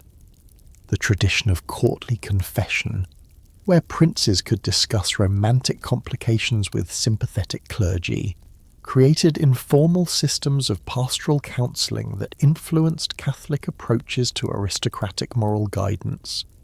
The architectural grandeur of Austrian palaces, with their elaborate Baroque decorations and carefully designed intimate spaces, provided perfect settings for romantic encounters that combined visual beauty with emotional significance. You witness how Prince Eugene of Savoy's reconstruction of the Belvedere Palace included specially designed private chambers, hidden gardens, and discreet passages that facilitated romantic relationships while creating architectural monuments that influenced European palace design. These romantic architectural innovations demonstrated how personal desires could inspire artistic achievements that outlasted the relationships they were designed to accommodate. The tradition of Austrian imperial patronage for Italian opera created unique opportunities for romantic relationships between Habsburg princes and the international community of singers, composers, and librettists who created Europe's most sophisticated musical entertainment. You discover how these operatic romantic relationships influenced compositional choices, casting decisions, and even plot development in ways that made Habsburg romantic preferences visible in artistic works performed throughout European courts. The famous rivalry between different opera singers for imperial attention created cultural dramas that were often more compelling than the staged performances they were hired to present. The diplomatic complexity of Austrian imperial responsibilities, which required constant negotiation with rival European powers, created opportunities for romantic relationships that served both personal satisfaction and international intelligence gathering. You observe how Austrian princes used romantic connections with foreign aristocrats to obtain valuable information about enemy military plans, alliance possibilities, and internal political developments that enhanced Austrian diplomatic effectiveness. These romantic diplomatic relationships sometimes proved more valuable than official embassy communications in providing accurate intelligence about European political developments. The seasonal migration between Vienna and various Habsburg territorial capitals created opportunities for Austrian princes to maintain multiple romantic establishments that provided different types of companionship appropriate to different political and cultural environments. You witness how Archduke Charles maintained separate romantic arrangements in Vienna, Brussels, and Milan, each adapted to local social customs and political requirements, while reflecting his personal preferences for different types of intellectual and emotional companionship. Historians still argue whether Austrian Habsburg romantic culture represented genuine cultural achievement or elaborate justification for traditional aristocratic license, disguised by sophisticated artistic patronage. Contemporary accounts describe Austrian princes who commissioned symphonies, operas, and architectural projects specifically to commemorate romantic relationships, suggesting emotional attachments that transcended immediate political calculation. Yet the same sources reveal systematic approaches to romantic relationships that treated love affairs as essential components of cultural diplomacy and artistic development rather than purely personal experiences. The influence of Enlightenment philosophy on Austrian intellectual culture created new frameworks for understanding romantic relationships as expressions of rational self-interest and natural human development, rather than violations of traditional moral authority. You discover how Austrian princes adapted philosophical concepts about individual freedom and emotional authenticity to justify romantic arrangements that previous generations would have considered purely sinful, creating intellectual foundations for modern concepts about personal emotional autonomy and the right to romantic fulfillment. The economic resources available to Habsburg princes, derived from territories spanning from the Netherlands to Hungary, enabled romantic gestures and cultural patronage on scales that impressed even experienced European courtiers accustomed to royal magnificence. You observe how Prince Eugene's romantic relationships influenced his military spending, architectural commissions, and artistic collections in ways that enhanced Austrian cultural prestige while satisfying personal romantic ambitions. These romantic cultural investments often produced lasting artistic achievements that outlived the relationships they were designed to celebrate. The tradition of Austrian noble education, which emphasized musical training, linguistic competence, and philosophical sophistication, created opportunities for romantic relationships based on genuine intellectual compatibility rather than purely political or physical attraction. You witness how Austrian princes developed romantic attachments to women whose educational accomplishments and cultural sophistication provided companionship that combined emotional intimacy with intellectual stimulation, creating relationships that influenced Austrian approaches to women's education and social participation. The complex relationship between Austrian imperial authority and local aristocratic privileges in different Habsburg territories created diverse opportunities for romantic relationships that reflected regional cultural traditions while maintaining connections to imperial court culture. You discover how Hungarian, Bohemian, and Italian branches of Habsburg family developed distinctive romantic customs that blended local traditions with Viennese sophistication, creating hybrid cultures that enriched European aristocratic behaviour while maintaining Habsburg dynastic unity. The influence of Austrian Romantic culture on European aristocratic behaviour extended throughout German-speaking territories and Italian Habsburg domains through intermarriage, cultural exchange, and artistic patronage that exported Viennese approaches to sophisticated romantic relationships to societies with less developed court cultures. Austrian concepts of romantic relationships as vehicles for cultural achievement influenced European artistic patronage, educational philosophy, and social customs in ways that persisted long after Habsburg political power declined.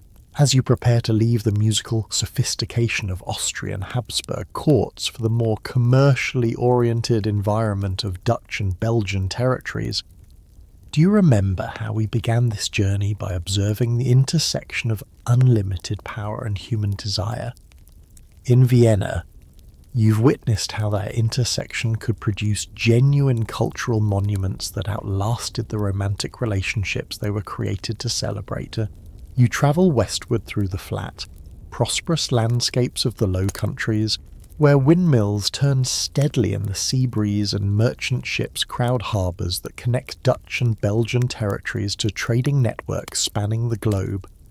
The afternoon light reflects off canal waters as you approach the elegant townhouses and modest palaces of Amsterdam and Brussels, entering a world where Protestant propriety and Catholic confession compete for influence over princes whose romantic adventures were constrained by bourgeois values, yet liberated by unprecedented commercial wealth.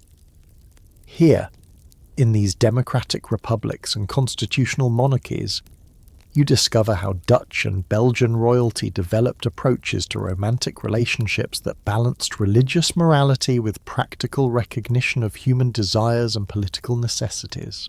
The unique political structure of the Dutch Republic, where stadtholders served as elected princes rather than absolute monarchs, created romantic cultures that differed fundamentally from the imperial courts you've encountered throughout your European journey.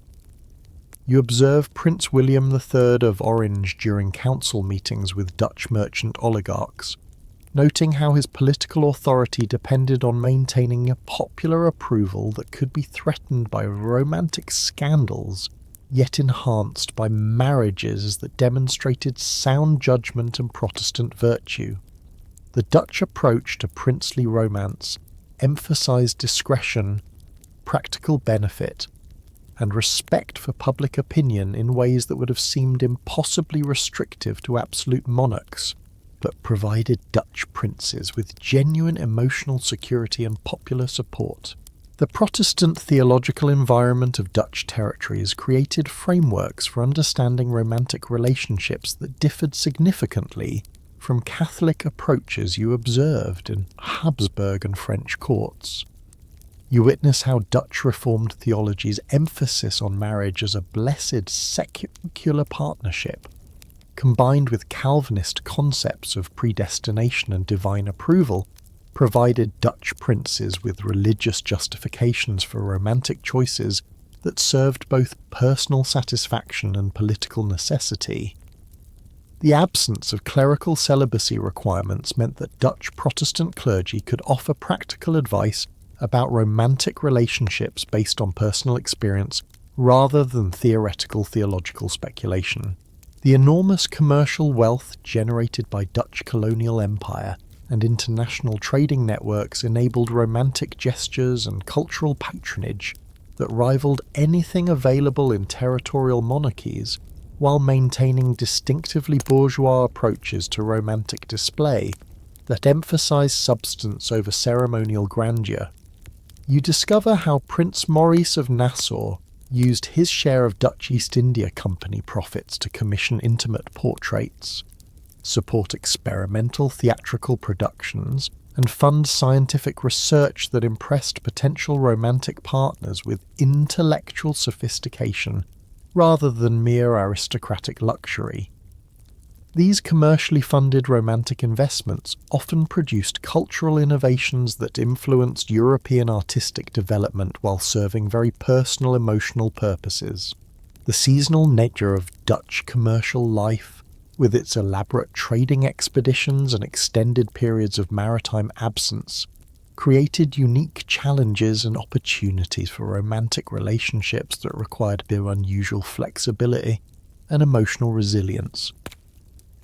You observe how Dutch princes developed sophisticated approaches to maintaining romantic attachments across vast geographical distances and extended time periods, creating correspondence networks and gift-giving traditions that sustained emotional connections, despite practical obstacles that would have destroyed romantic relationships in more geographically constrained European societies. The influence of Catholic culture on Belgian territories, combined with Spanish Habsburg administrative traditions, created fascinating tensions between religious papal authority and practical accommodation of aristocratic romantic behaviour that reflected the complex political heritage of the southern Netherlands. You witness how Belgian princes navigated between counter-Reformation theological strictness and Protestant flexibility, often finding creative solutions that satisfied both religious authorities and personal emotional needs. The tradition of discreet confession and flexible theological interpretation that you observed in Spanish courts continued to influence Belgian aristocratic romantic behaviour long after political independence from Spanish rule.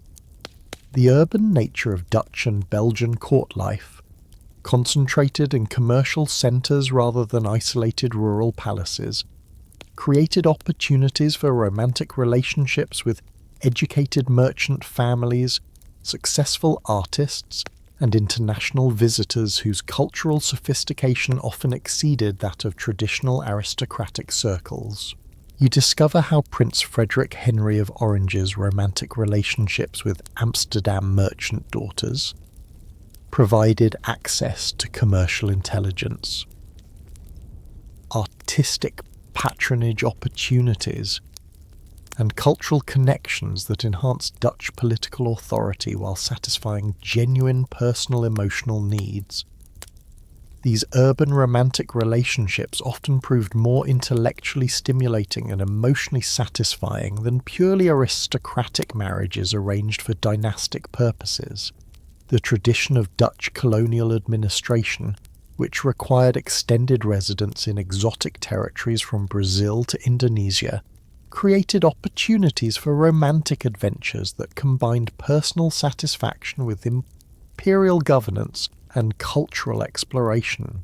You observe how Dutch princes used their administrative responsibilities in colonial territories to establish romantic relationships with local elite families, creating networks of personal attachment that facilitated colonial governance, while providing access to different cultural traditions and aesthetic experiences unavailable in European contexts. The influence of French cultural models on Belgian court life, combined with distinctive Flemish artistic traditions, created hybrid romantic cultures that blended continental sophistication with northern European practical sensibility. You witness how Belgian princes attempted to recreate aspects of Versailles, romantic protocol while adapting them to smaller territories, more limited resources, and different religious and political constraints. These cultural adaptations often produced romantic relationships that were more genuine and emotionally satisfying than their French models, while maintaining sufficient sophistication to impress international visitors and diplomatic partners.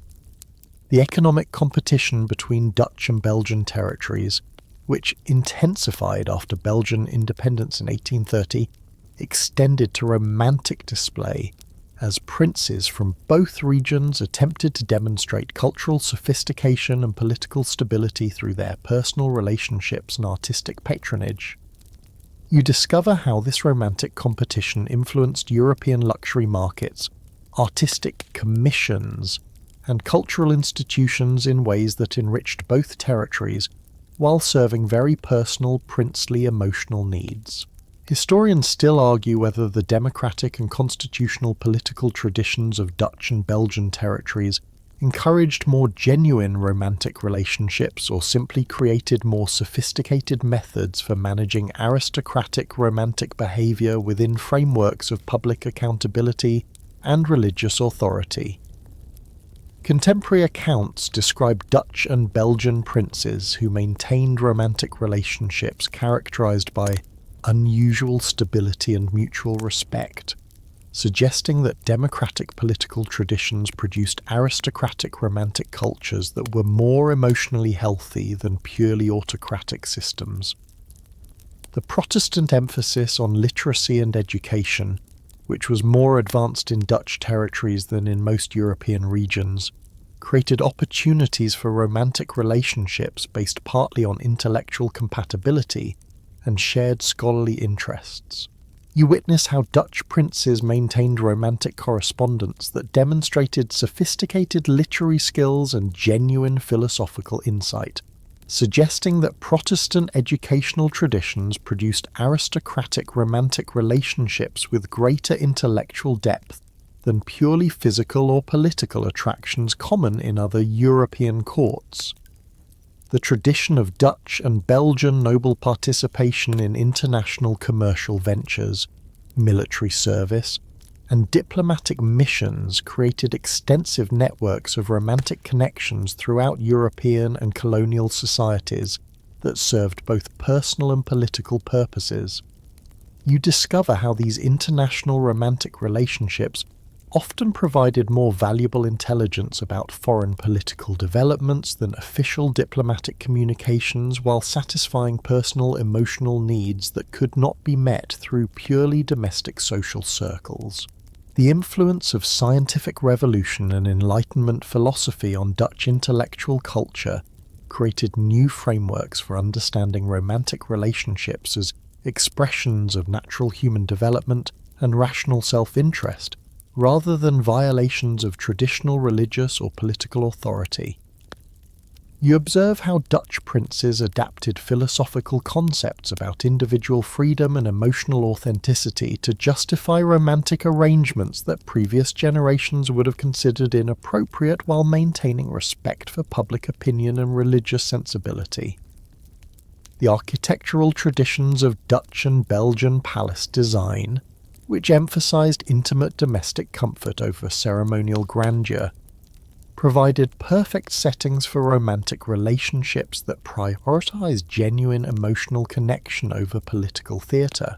You witness how these domestic architectural approaches influenced European concepts of romantic privacy and emotional authenticity in ways that made aristocratic relationships more personally satisfying while maintaining appropriate levels of public discretion.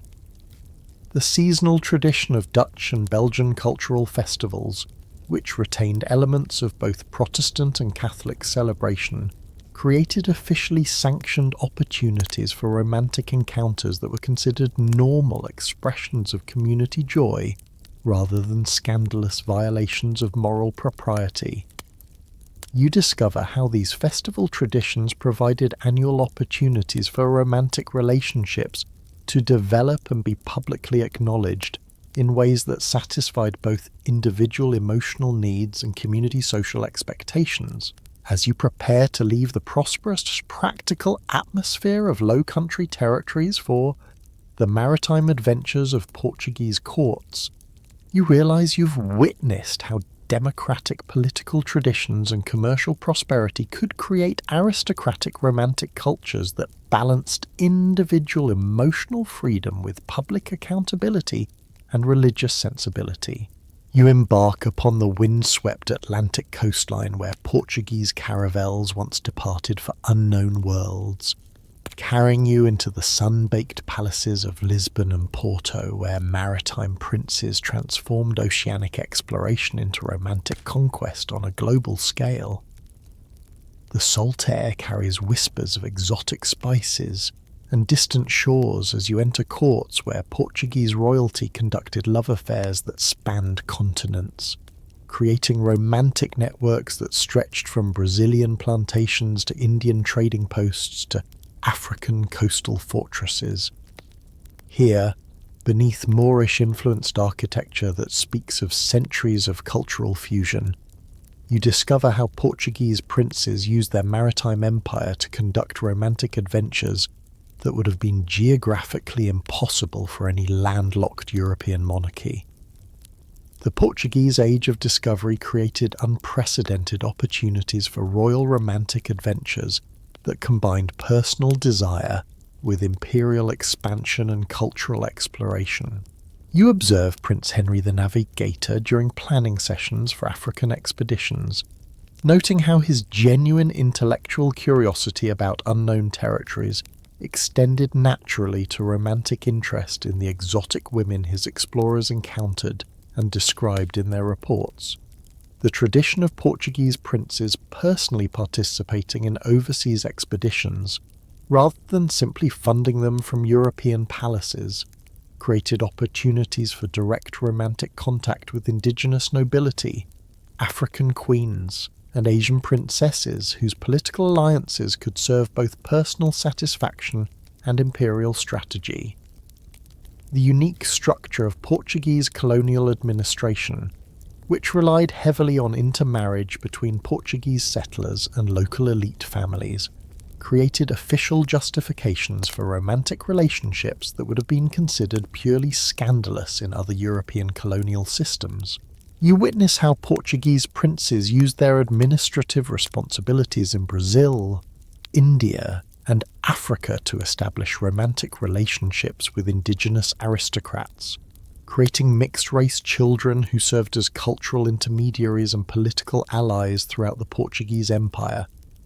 These colonial romantic relationships often evolved into genuine partnerships that influenced Portuguese colonial policy while satisfying personal emotional needs that could not be met through purely European social circles. The Catholic Church's complex relationship with Portuguese colonial expansion created fascinating theological frameworks for understanding romantic relationships between Portuguese princes and non-Christian women that balanced missionary obligations with practical political necessities. You discover how Portuguese royal confessors developed sophisticated arguments about how romantic relationships with indigenous nobility could serve evangelical purposes by creating emotional bonds that facilitated religious conversion and cultural assimilation. The tradition of blessing colonial marriages that began as purely strategic alliances but evolved into genuine romantic partnerships created precedents for Catholic approval of relationships that medieval theology would have condemned outright. The seasonal nature of Portuguese maritime commerce, with its elaborate trading expeditions that required years of absence followed by extended periods of European residence, created unique challenges and opportunities for romantic relationships that had to survive vast geographical separation and dramatic cultural transition. You observe how Portuguese princes developed sophisticated approaches to maintaining romantic attachments across oceanic distances, creating correspondence networks and gift exchange traditions that sustained emotional connections despite practical obstacles that would have destroyed romantic relationships in more geographically stable European societies. The enormous wealth generated by Portuguese control of Asian spice trade and Brazilian gold mining enabled romantic gestures on scales that impressed even experienced European courtiers, while introducing exotic elements that reflected global cultural influences unavailable to territorial monarchies. You witness how Prince John of Braganza used profits from Brazilian diamond mines to commission elaborate romantic gifts that incorporated American precious stones, Asian silks, and African ivory, creating aesthetic combinations that influenced European luxury markets while demonstrating the global reach of Portuguese romantic culture. These exotic romantic investments often produced cultural innovations that enriched European artistic traditions while serving very personal emotional purposes. The influence of Moorish cultural traditions on Portuguese court life, preserved despite centuries of Christian reconquest, created distinctive approaches to aristocratic romance that blended Islamic, Tawantus and Christian, and eventually indigenous American and African aesthetic and social elements. You discover how Portuguese palaces retained architectural features like interior gardens, discreet chambers, and elaborate bathing facilities that reflected Islamic concepts of romantic privacy and sensual pleasure, creating environments where Christian Portuguese princes could conduct romantic relationships that incorporated sophisticated approaches to physical pleasure and emotional intimacy learned from non-European cultural traditions.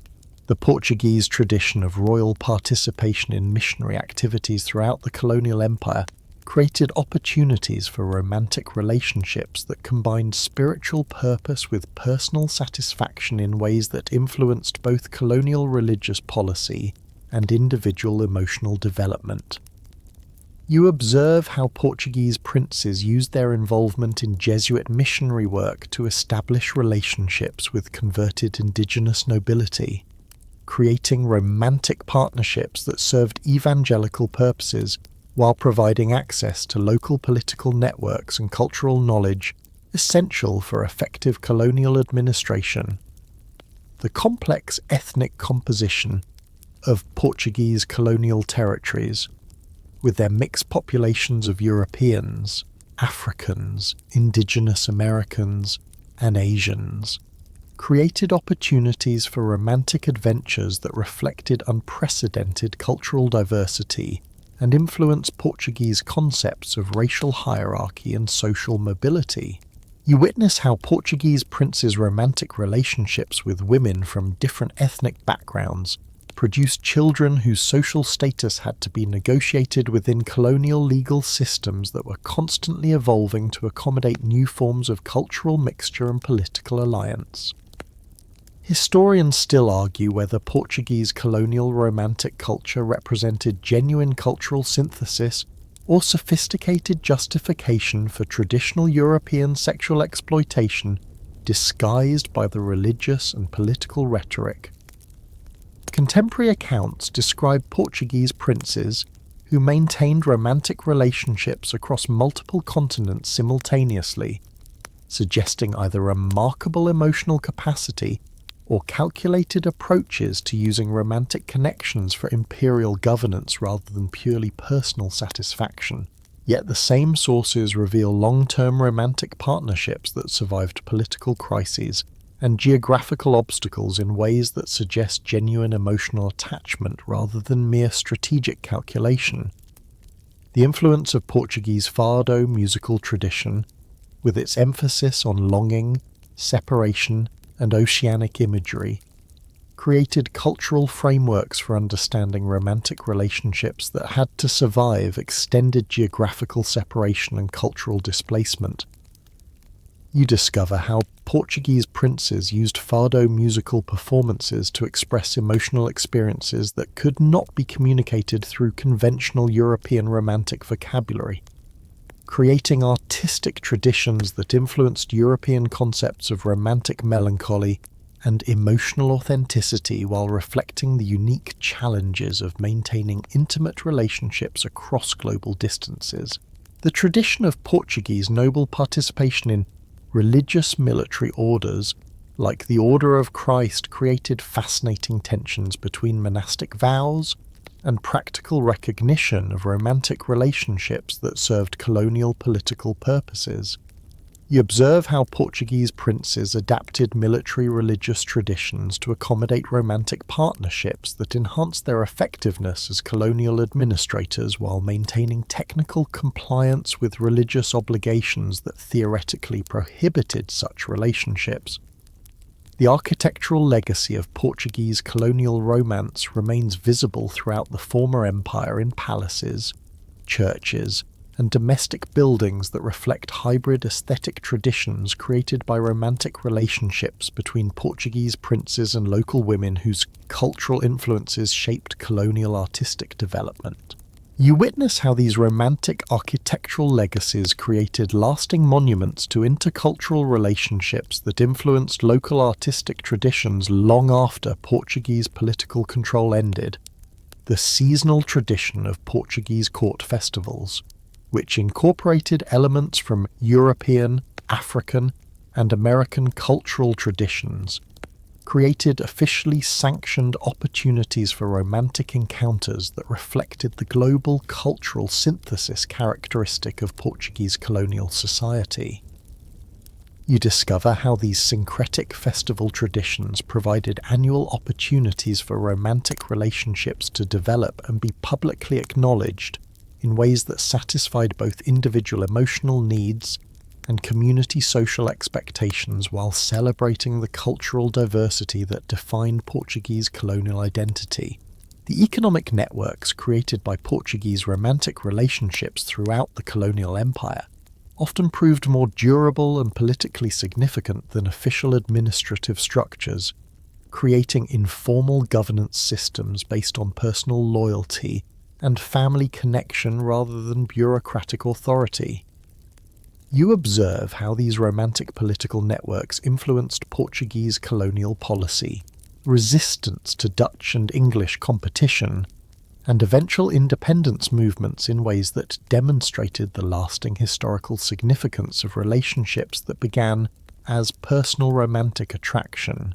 As you prepare to leave the globally connected atmosphere of Portuguese maritime courts for the restored magnificence of English royal romance, you realize you've witnessed how the Hispanic Empire could transform aristocratic romantic relationships into genuinely global phenomena that influence cultural development, religious policy, and political governance on multiple continents simultaneously.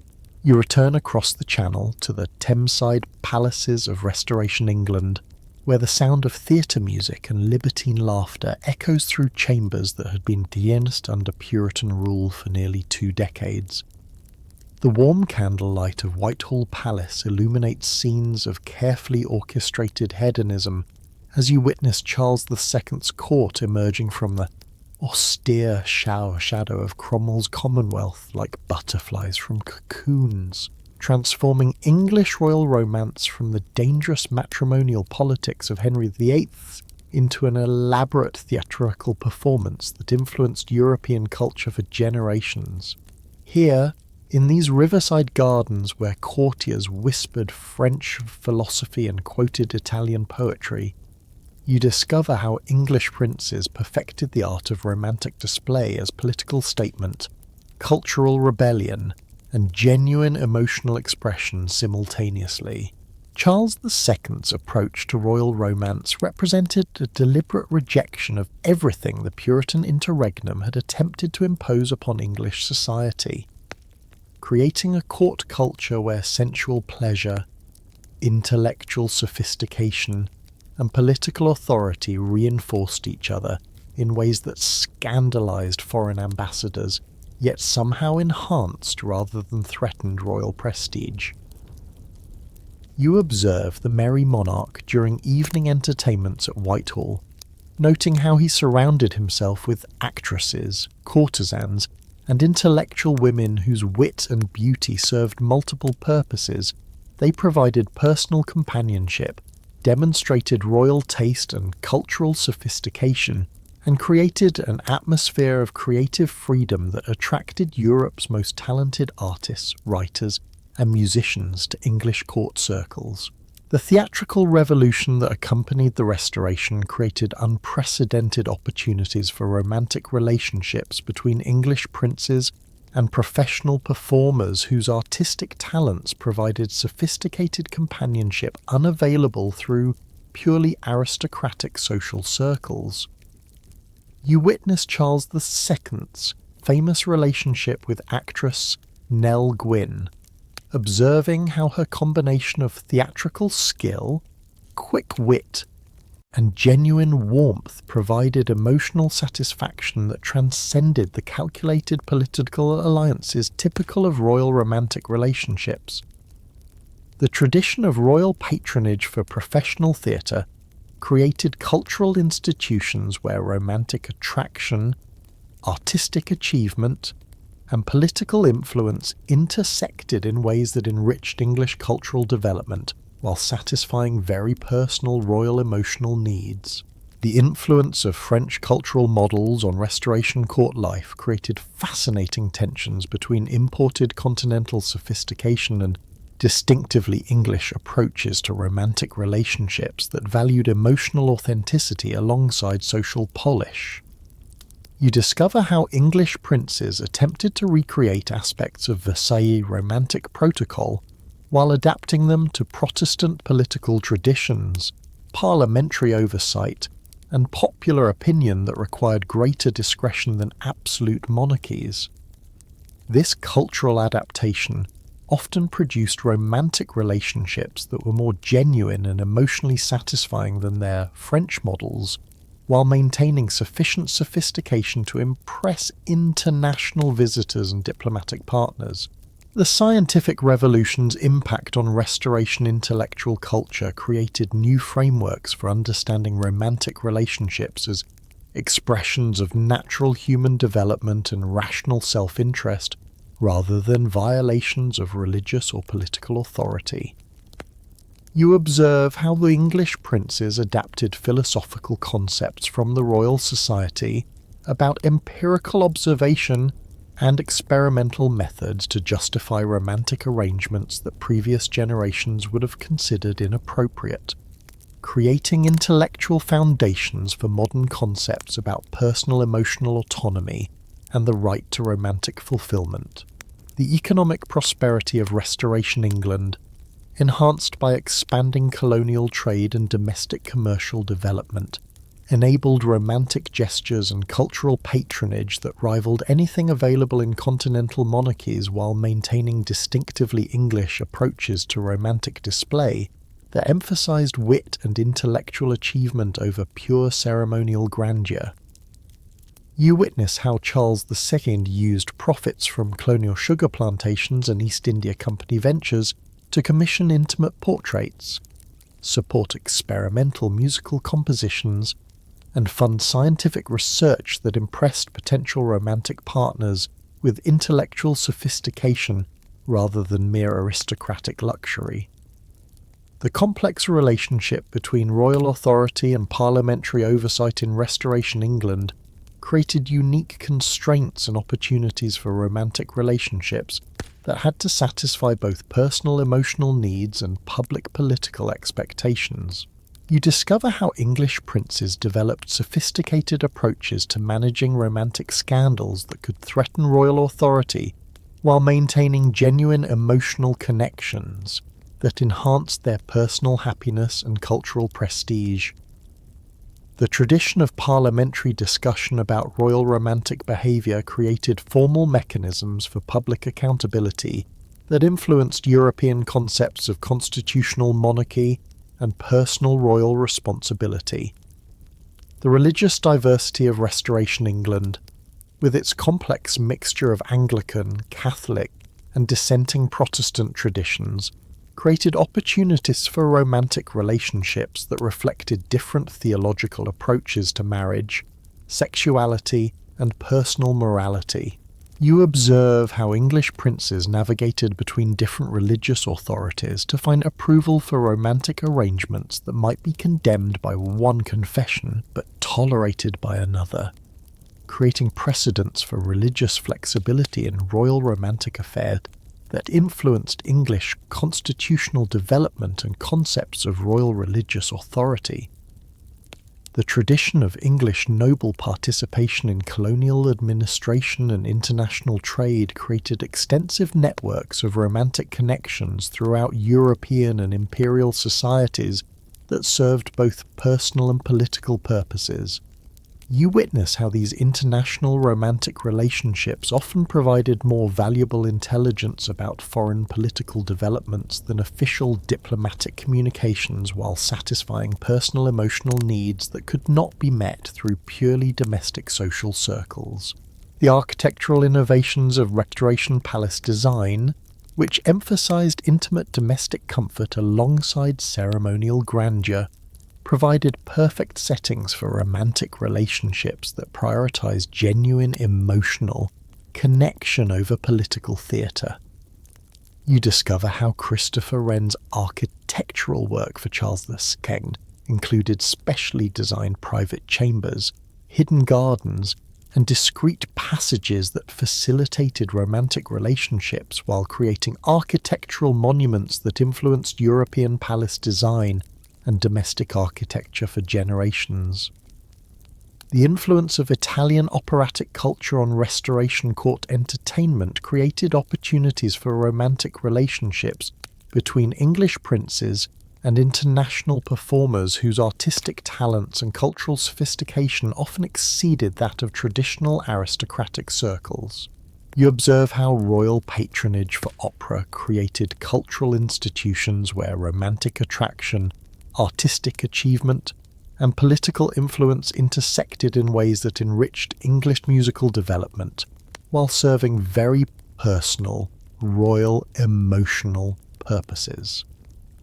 Historians still argue whether Restoration royal romance represented genuine cultural achievement or elaborate justification for traditional aristocratic license disguised by sophisticated artistic patronage and philosophical rhetoric.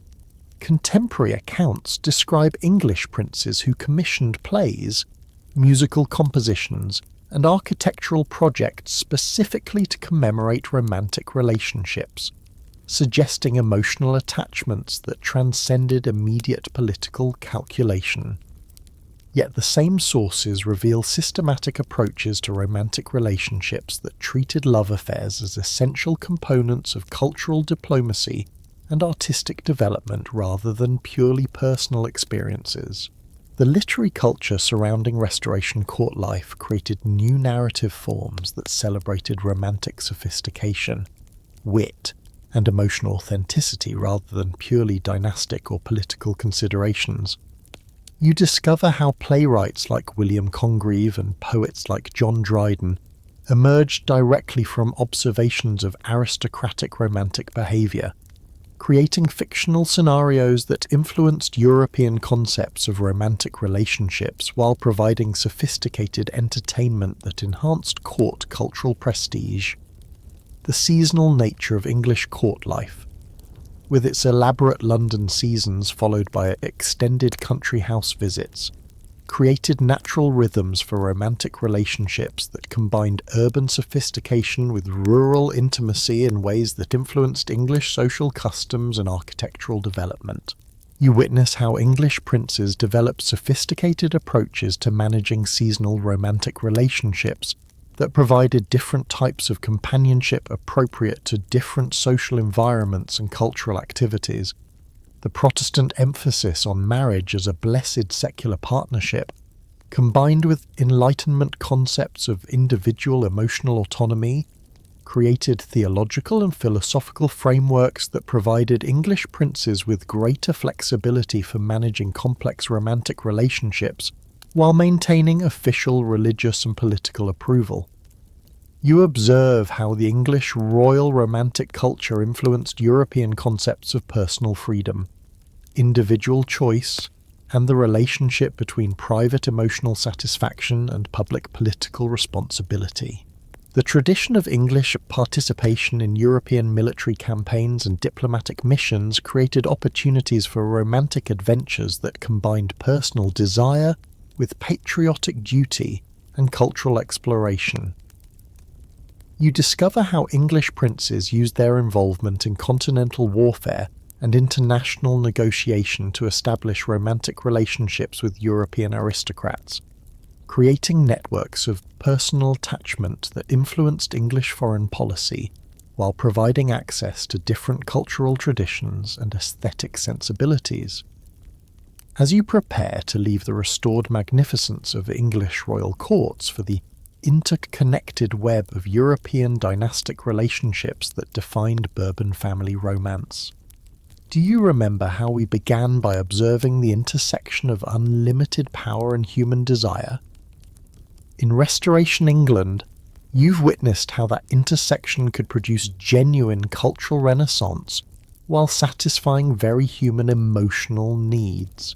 You find yourself standing in the gilded Hall of Mirrors at Versailles, where reflections multiply endlessly like the intertwined bloodlines of European royalty, as you witness the culmination of centuries of Bourbon romantic excess that created a continental network of related princes sharing not just political alliances, but remarkably similar approaches to love, desire, and dynastic responsibility.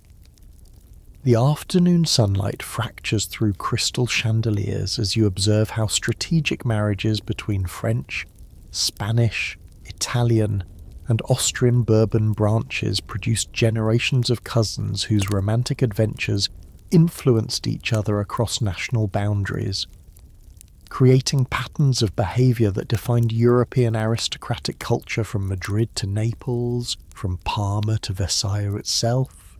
The Bourbon family's rise to dominance across multiple European thrones created unprecedented opportunities for romantic coordination that served both personal satisfaction and international political strategy. You witness Louis XIV's careful orchestration of marriage alliances that placed his grandson Philip V on the Spanish throne, his nephew Philippe d'Orléans as regent of France, and various Bourbon cousins in Italian duchies, creating a network of related princes who could coordinate romantic relationships to serve broader family political interests while satisfying individual emotional needs. This dynastic romantic network operated like a continental diplomatic system based on personal relationships rather than formal treaties. The cultural homogeneity created by Bourbon intermarriage meant that French romantic customs spread throughout European courts wherever Bourbon princes ruled, creating consistent approaches to aristocratic love affairs that facilitated international romantic relationships while maintaining local political loyalties. You observe how Spanish Bourbon princes adapted French court protocols for managing royal mistresses, while Italian Bourbon dukes imported French approaches to artistic patronage that combined cultural achievement with romantic satisfaction. This cultural coordination created European-wide networks of sophisticated romantic practice that influenced aristocratic behaviour regardless of national political boundaries. The economic resources available to the extended Bourbon family, derived from territories spanning from the Americas to Italy, enabled romantic gestures and cultural patronage on scales that impressed even experienced European courtiers, while creating competitive pressures that drove continuous innovation in romantic display and artistic achievement. You witness how the various Bourbon courts attempted to outshine each other in romantic sophistication, commissioning increasingly elaborate palaces, supporting more talented artists, and conducting more spectacular love affairs that demonstrated both family prestige and individual cultural refinement.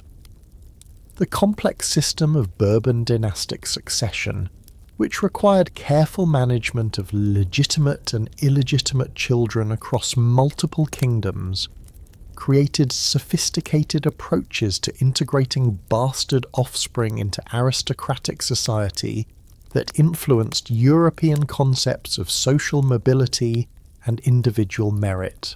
You discover how Louis XIV's legitimization of his numerous bastard children created precedents that his Bourbon relatives adapted throughout Europe, producing networks of acknowledged illegitimate nobility who served family political interests while pursuing their own romantic adventures that further complicated European dynastic relationships. The religious implications of Bourbon romantic behaviour created ongoing tensions between Catholic doctrine and practical accommodation of aristocratic appetites that required constant theological creativity and diplomatic flexibility.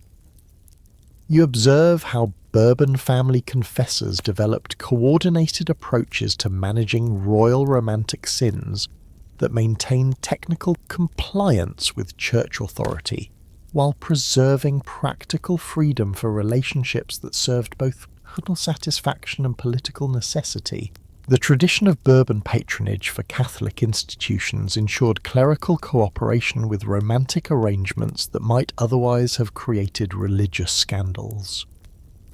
The influence of Enlightenment philosophy on Bourbon court culture created intellectual frameworks for understanding romantic relationships as expressions of natural human development and rational self-interest rather than violations of traditional religious or political authority. You witness how Bourbon princes adapted philosophical concepts about individual freedom, natural law, and emotional authenticity to justify romantic arrangements that previous generations would have considered inappropriate, creating intellectual foundations that influenced European concepts of personal liberty and emotional autonomies. The architectural legacy of Bourbon romantic culture remains visible throughout Europe in palaces, gardens, and intimate chambers designed specifically to facilitate aristocratic love affairs while creating lasting monuments to cultural achievement.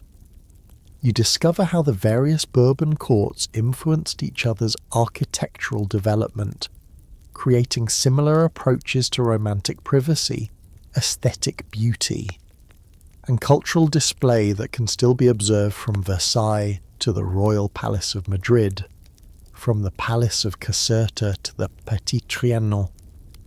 The literary and artistic culture surrounding Bourbon romantic relationships created new aesthetic traditions that celebrated sophisticated approaches to love, desire, and emotional expression while providing entertainment that enhanced court cultural prestige.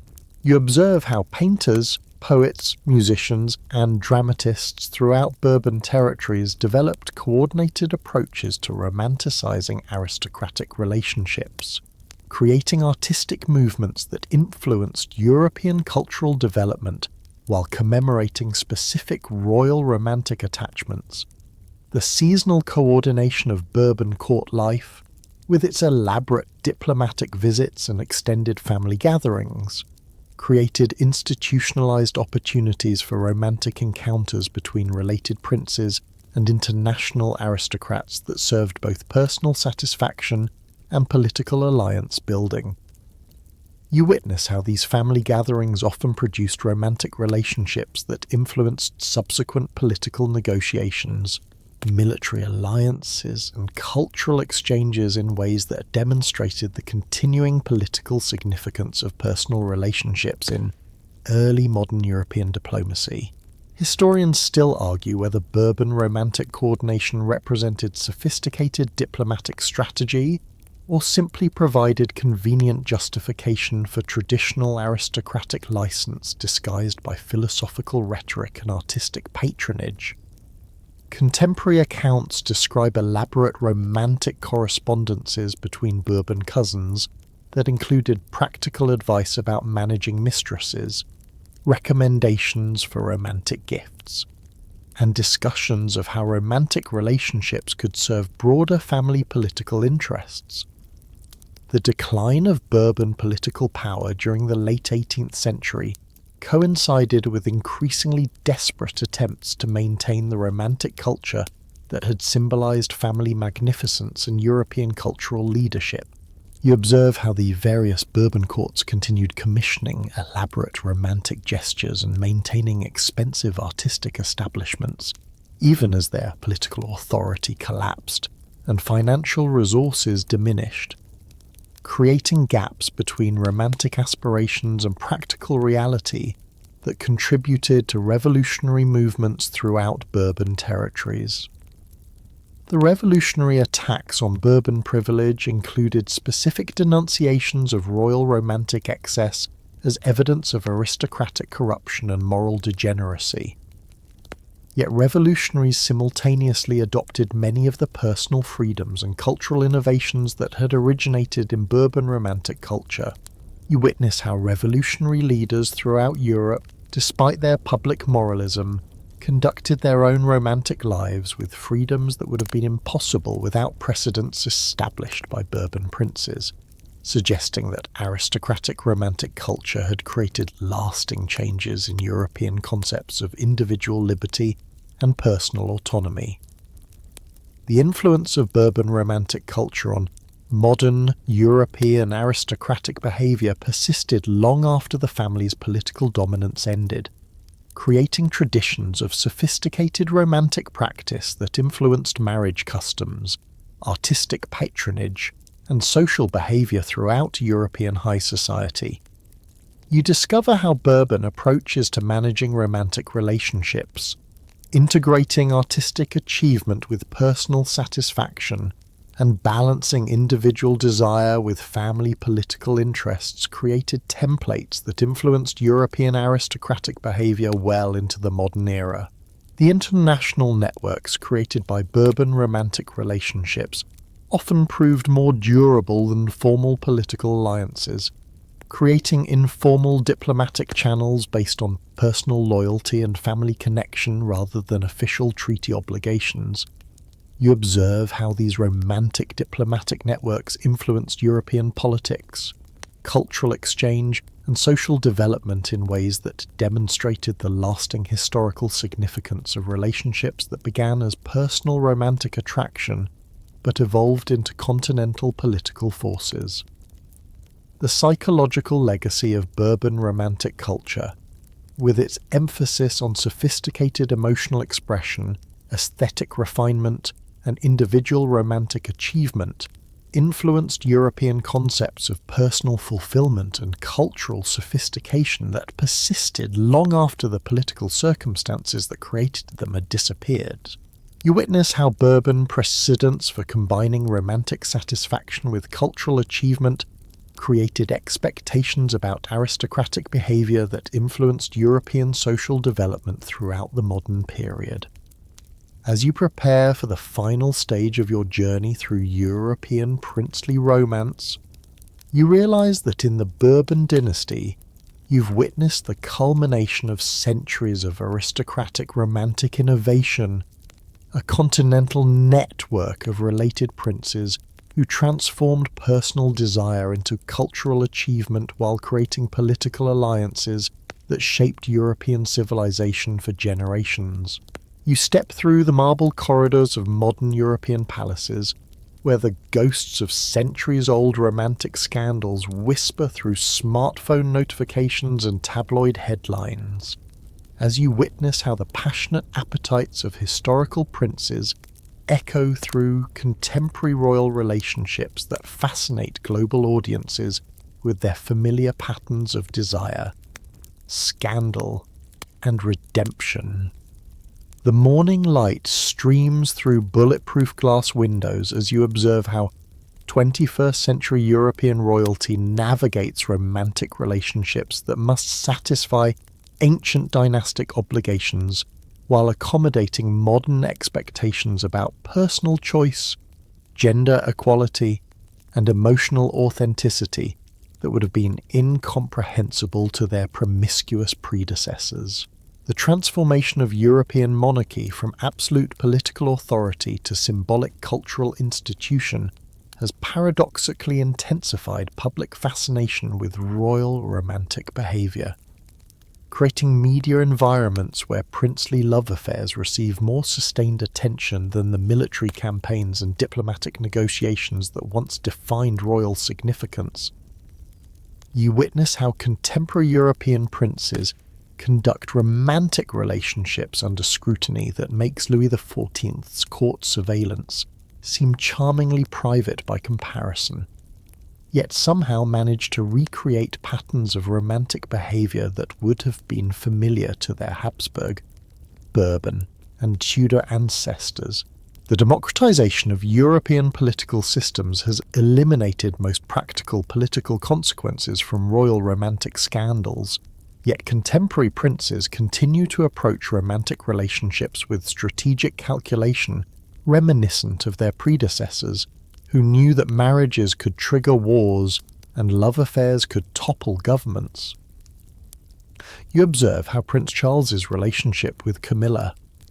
Piguet Bowles required decades of careful negotiation that balanced personal emotional satisfaction with institutional continuity, constitutional requirements, and public opinion in ways that demonstrate remarkable continuity with historical patterns of royal romantic complexity. The global nature of contemporary media creates opportunities for royal romantic relationships to influence international cultural development in ways that exceed even the most ambitious historical precedents.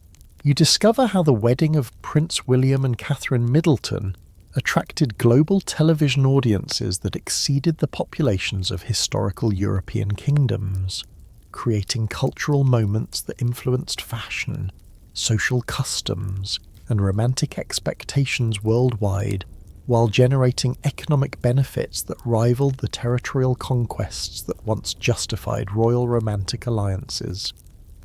The persistence of aristocratic intermarriage throughout European royal families creates romantic opportunities and complications that directly parallel the dynastic networks you observed in historical Bourbon and Habsburg courts. You witness how contemporary European princes navigate romantic relationships with distant cousins whose family connections span multiple modern nation-states, creating personal relationships that must accommodate different constitutional systems, religious traditions, and cultural expectations, while maintaining the diplomatic courtesy that has always characterized interroyal romantic behavior. The influence of celebrity culture on contemporary royal romantic behavior creates fascinating parallels with historical court cultures, where princes competed for attention through increasingly elaborate displays of romantic sophistication and cultural patronage. You observe how modern European royalty uses romantic relationships to enhance their cultural relevance and public appeal, choosing partners whose professional achievements, charitable work, or artistic talents contribute to royal cultural prestige in ways that directly echo historical patterns of royal romantic selection. The feminist revolution's impact on European society has created unprecedented expectations for royal romantic relationships that demonstrate gender equality, mutual respect, and shared professional achievement rather than purely dynastic considerations. You discover how contemporary European princesses pursue independent careers, maintain separate charitable interests, and participate in royal romantic relationships as equal partners rather than political pawns, creating new templates for aristocratic romance that influence social expectations throughout European society. The therapeutic culture of contemporary psychology has provided new vocabularies for understanding royal romantic relationships as expressions of personal growth, emotional healing, and individual self-actualization rather than purely political or dynastic necessities. You witness how modern European princes discuss their romantic experiences using concepts of emotional intelligence, relationship counseling, and personal development that would have been incomprehensible to their historical predecessors, yet somehow address the same fundamental human needs for connection, understanding, and emotional satisfaction. The environmental movement's influence on contemporary European culture creates opportunity for royal romantic relationships to serve environmental advocacy and sustainable development in ways that parallel historical patterns of using romantic relationships to advance political and cultural causes. You observe how Prince Charles's long-standing commitment to environmental causes influenced his romantic relationships and eventual marriage choices, creating personal romantic narratives that serve broader cultural and political purposes while satisfying individual emotional needs. Historians still debate whether contemporary royal romantic behaviour represents genuine evolution in aristocratic emotional culture or simply sophisticated adaptation of traditional patterns to modern media environments and democratic political systems. Contemporary accounts describe European princes who maintain romantic relationships characterized by greater emotional authenticity, gender equality, and public accountability than their historical predecessors. Yet the same sources reveal continuing patterns of strategic romantic selection, careful image management, and coordination between personal romantic choices and institutional political requirements. The influence of social media on contemporary royal romantic culture creates unprecedented opportunity for direct communication between European princes and global audiences that bypass traditional diplomatic and media filters. You discover how modern royalty uses Instagram, Twitter, and other platforms to present carefully curated images of their romantic relationships that influence public opinion, cultural trends, and social expectations in ways that parallel historical patterns of using romantic display for political communication and cultural influence. The persistence of constitutional monarchy throughout contemporary Europe creates ongoing tensions between democratic accountability and aristocratic privilege that influence royal romantic behaviour in ways that echo historical conflicts between personal desire and political responsibility. You witness how modern European princes must balance their roles as symbolic national representatives with their rights as private individuals pursuing personal emotional satisfaction, creating complex negotiations between public duty and private desire that would have been familiar to their historical predecessors. The globalization of European culture through international trade, migration, and cultural exchange creates opportunities for royal romantic relationships that reflect unprecedented cultural diversity while maintaining traditional aristocratic social patterns. You observe how contemporary European royalty increasingly chooses romantic partners from different national, ethnic, and professional backgrounds, creating multicultural royal families that serve as symbols of modern European values while continuing historical traditions of using romantic relationships for cultural diplomacy and social leadership. The therapeutic revolution's emphasis on emotional authenticity and personal growth has created new expectations for royal romantic relationships that demonstrate genuine emotional connection rather than purely strategic alliance. Yet, contemporary European princes continue to approach romantic relationships with careful consideration of their public implications and institutional consequences. You discover how modern royalty attempts to balance authentic personal emotional expression with the strategic considerations that have always influenced aristocratic romantic behaviour. The decline of traditional religious authority throughout European society has eliminated many historical constraints on royal romantic behaviour, while creating new expectations for personal moral leadership that influence contemporary princely romantic choices. You witness how modern European royalty navigates between personal romantic freedom and public moral example in ways that require sophisticated understanding of cultural diversity, religious pluralism, and ethical complexity that would have challenged their historical predecessors.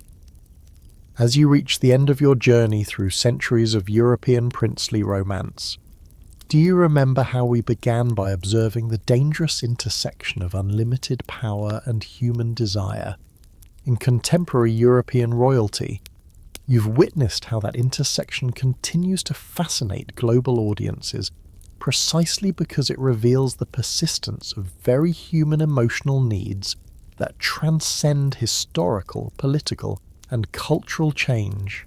The princes you've encountered throughout this journey, from Henry VIII to contemporary European royalty, demonstrate that romantic desire remains one of the most powerful and enduring aspects of human nature, capable of influencing individual lives and historical development regardless of political systems, religious traditions, or social expectations. The patterns of romantic behavior you've observed across 5 centuries of European aristocratic culture suggest that love, desire, and emotional connection represent fundamental human experiences that persist through all historical transformation, creating continuities that connect contemporary audiences with historical figures across vast differences in political power, cultural context, and social opportunity. The candles flicker lower in the ancient palace windows as our journey through 5 centuries of European princely romance draws to its gentle close. You've walked through marble halls where whispered secrets shape the destiny of nations, witnessed passionate encounters that toppled thrones and inspired masterpieces, and observed how the eternal dance between power and desire created some of history's most fascinating and human stories. As you settle deeper into comfort, let the weight of all this history dissolve softly around you.